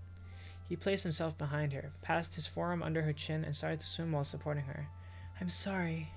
Don't worry. It's easier like this, right? Yes, but I'm feeling guilty. I told you not to worry, really. Do I remove this? She suggested while showing her large dress. I have a swimsuit under it. Oh, that's very convenient. The item of clothing which was floating around her hindered her movement sometimes. It was starting to get in his way too. Sure. Don't watch, she said with a singing tone. All right. He averted. Do I place the ticket on it now? He averted his eyes. During a few moments, he felt her wriggling under his arm. Okay, I'm done. When he lowered his eyes, he discovered the back of Yuna's neck. Her dress rolled into a ball on her chest, and her pale legs outstretched on the water's surface. They remained silent a moment. Then, those monstrous sharks, the young woman began. There are none around Besaid. We must have moved far away from our island. Or maybe the storm dragged them away from their territory, Titus objected. And they would have lost their way near Besaid? Yes, I think so. I wonder if we were that far away when we sank. It was dark, and then, with the morning mist, we might have not noticed the island. Do you think it's Besaid we're seeing right now? Yes, but you know it better than me, so if you say I'm wrong, I trust you. He pivoted so that Yuna could see the island. The shape is familiar, but something is wrong. What? What? The water is very cold. It's strange. Yes, I've also noticed, the young man conceded. This detail was worrying her. On the shallows which were surrounding Besaid, the water warmed up fast, but in the present case, her feet were freezing. You know, Yuna began with a hesitant tone. You know? Yes, Titus encouraged her. We're not getting closer to the island. She was right. They had swum in a straight line towards their destination, but Titus had the impression of following a very different way. I do not have a good feeling about this. Was the current making them drift? If the movement of the tides was added to the equation, the danger was even more apparent. He stared desperately in the direction of the island. His right arm, with which he was swimming, was shivering with fatigue. He felt Yuna raising the one he had passed under her chin and pulling out her head. Thank you for your help. I was able to rest. You'll move easier alone, right? I'll manage. She had caught her breath. Okay, I'll go ahead of you? Yes, it's better this way. She left her dress rolled into a ball and smiled at Titus, but she was apparently pale and her lips had blued. That is not good. It's very bad. Let's go. He turned over in the direction of the island, which had moved away again. Yes, let's go, Yuna repeated behind him. He assented and started to swim, slowly. He was wondering if, from now on, he could see the bottom. He plunged his head into the water to check, but as far as he was regarding, he was only meeting the darkness of the depths. Exactly like the day before, when he had returned to the world, he wondered if the ocean was going to engulf him afresh. Was his destiny to dissolve in the darkness with his new memories of Yuna? No way! He was sinking. He swam towards the surface and got his head above water. The island seemed always far. Yuna. He was exhausted. Say, Yuna. Titus turned over. He was alone in the middle of the water. No. He took a deep breath to plunge, but stopped himself and whistled quietly. His throat and his lungs were burning him. His stomach was heavy like lead. Okay, let's go. In order to save Spear's population from Sin's rage, Yuna had faced death, a smile on her face. Was it the same smile she had worn while they were swimming? She is not changed. It was the same for the distance between the island and them. Titus felt overcome by distress. I cannot do anything from now on. He stared a last time at the so-desired land. He wasn't any closer than before, but he must have been seeing it from a different angle, because in the middle of the greenery he discovered an orange mark.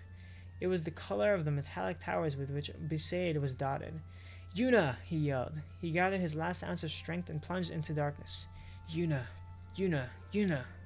He was ashamed. 2 years earlier, he had come into this world, blown away by Sin, pushed by Auron, because Spear demanded a metamorphosis, and he was expected to be the catalyst. Was it the case again this time? Spear is demanding me. No. It is Yuna who needs me. She wanted to change, but she did not manage to do it. That's why I'm here. I mean, she kind of did change a little bit.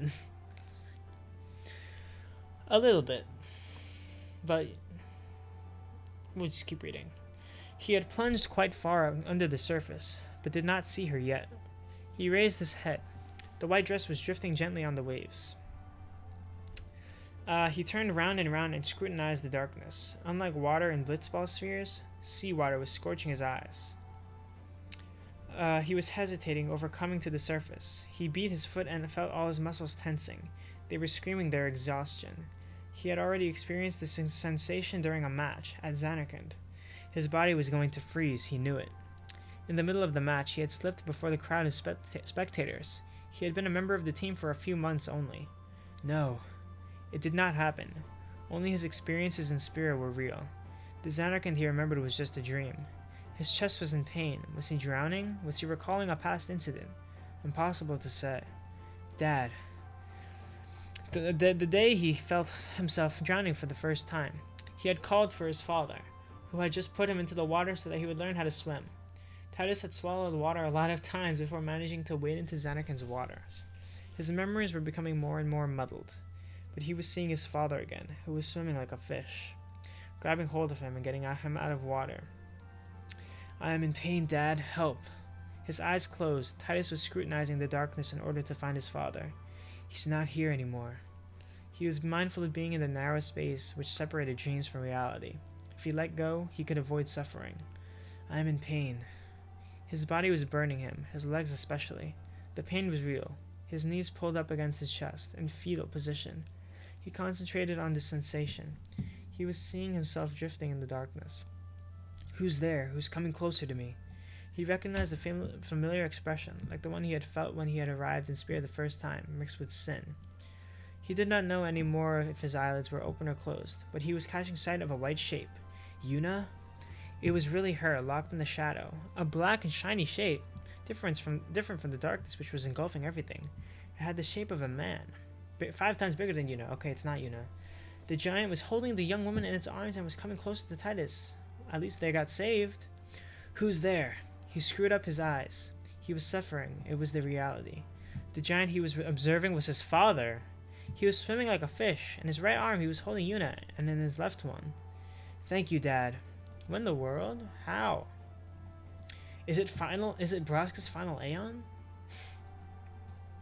Interesting. We're gonna be left with a cliffhanger here, though, because that's it for today. I'm tired. My throat is getting dry. And I'm tired. That was a lot of reading. 2 hours and 30-ish minutes of reading. Wow. So this is chapters 14 through 28. So we read 13 chapters. This one you have to read, yeah, basically 14, more or less. I think tomorrow I would be able to read all of it, though. We'll see. I feel like that's a good place to end, though. That was pretty dramatic, though. They were stranded out at sea with nothing but their swimming ability to get back, to try and get to land, get to safety. But yeah, that's it for tonight. I'm tired. I'm gonna go to sleep because that means I'll wake up faster and then I can eat. I don't want to eat now. It's 1:20. Oops, wrong song. So yeah, that's it for tonight. Thanks for watching the great reading session, I would say. Not bad. I'm assuming, this is what I'm guessing from what we've read so far. I'm guessing. Good night, Tabala. Yeah, thanks everyone for hanging out. It was cool. Thoughts, please? Yeah.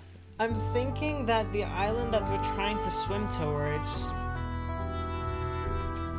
I mean, Titus said he saw like the orange thing of be saved. But I still think that they're going to end up going to the island that these people are on. Vom and crew. Kush. Ifano. So we'll see. I wonder who saved them also. I mean, Titus said, "Thank you, Dad." That's probably an illusion or something. He's just like, he's basically, seeing things now. He's like, exhausted. He's probably past the point of exhaustion, honestly. So, yeah. This is pretty interesting. I'm still not 100% sure what's going on with Vom and all of them. Apparently, their enemy wants to kill the summoners, I think. That seems to be what's happening. I mean, considering the first 3 were the targets of with the bombs. But we'll see what happens. It is weird, not weird, but I feel like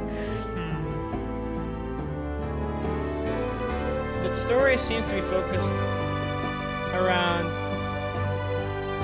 it's switching back and forth between Titus and Yuna, and then Vom and crew. So I like to think that it's kind of similar to how in FF8, when you're switching back and forth between Squall's team and then Laguna's team, and then they end up like coming together at a later point in the story. Estar, we're going to Estar. But yeah, I think it's gonna be similar to like how that is, where it's telling 2 stories of 2 groups that will eventually come together. We'll see if that's true tomorrow. So yeah. Yep, thanks for watching. It's cool. This is the most I've read in a long time. But I mean, I'm actually kind of invested in it now, though. I'll be honest.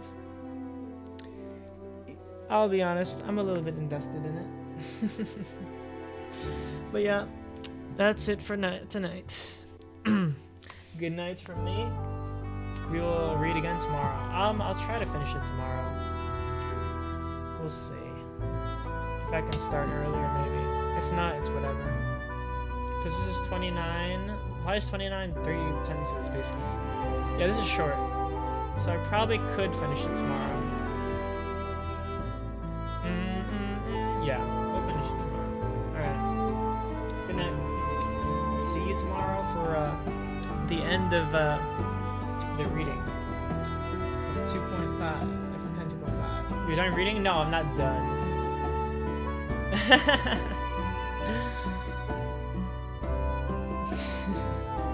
Alright, cool. Yeah, I mean, I didn't finish the thing. I finished at after chapter 13. So we're gonna finish it tomorrow probably. Give me too long to read. Basically, Titus and Una went on a boat.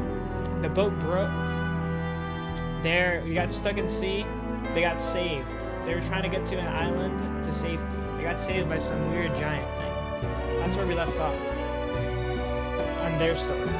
The story with Vom and Kush and all them. That was 3 sentences. Alright, give me a break. It was 13 chapters. Vom and all of them, they're under attack. It's very gruesome. A lot of people are dying. Vom is trying to protect Kush. And yeah, basically, that's what's going on with them. They're under attack. They're in invasion. The light skin is killing my eyes. Yeah, me too. I wish I could turn it to dark mode, but you can't, because this is just the website. This is the best Final Fantasy X community on the web. No way. Yeah, my eyes are killing me too.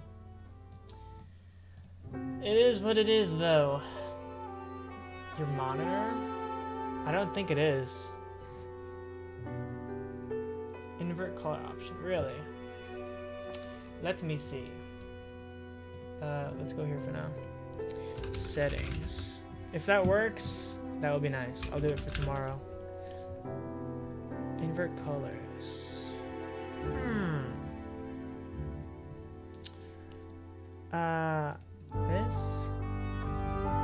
This is magnifier. Color. Is the stream on? Something What is going on? Did I break my computer? I think I broke my computer. If I'm even still alive. Stop! Alt F4! Why? What's happening? I can't even see anything. It's just a blue screen that says please wait. Well, this is bad. Oh gosh. Oh gosh! Oh wait, it works though. Why did it do that? Nice, okay. So we lived. We didn't die. Oh, look at that. This looks so weird. Okay, we'll work with this tomorrow. Wait, if I turn it off again, is it gonna go boop, boop? Wait, did you guys hear that? Yeah, I'll do this one for tomorrow, definitely. Did you guys hear the beeps? It was like boop, boop, boop, boop, boop, boop, boop, boop, boop,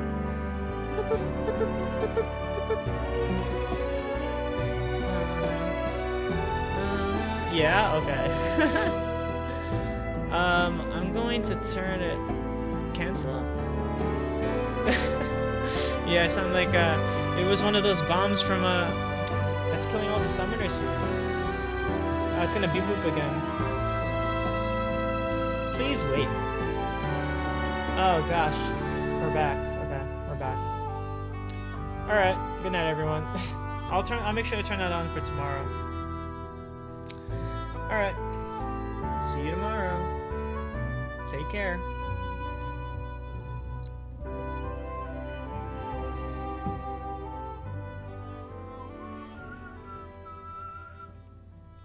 Do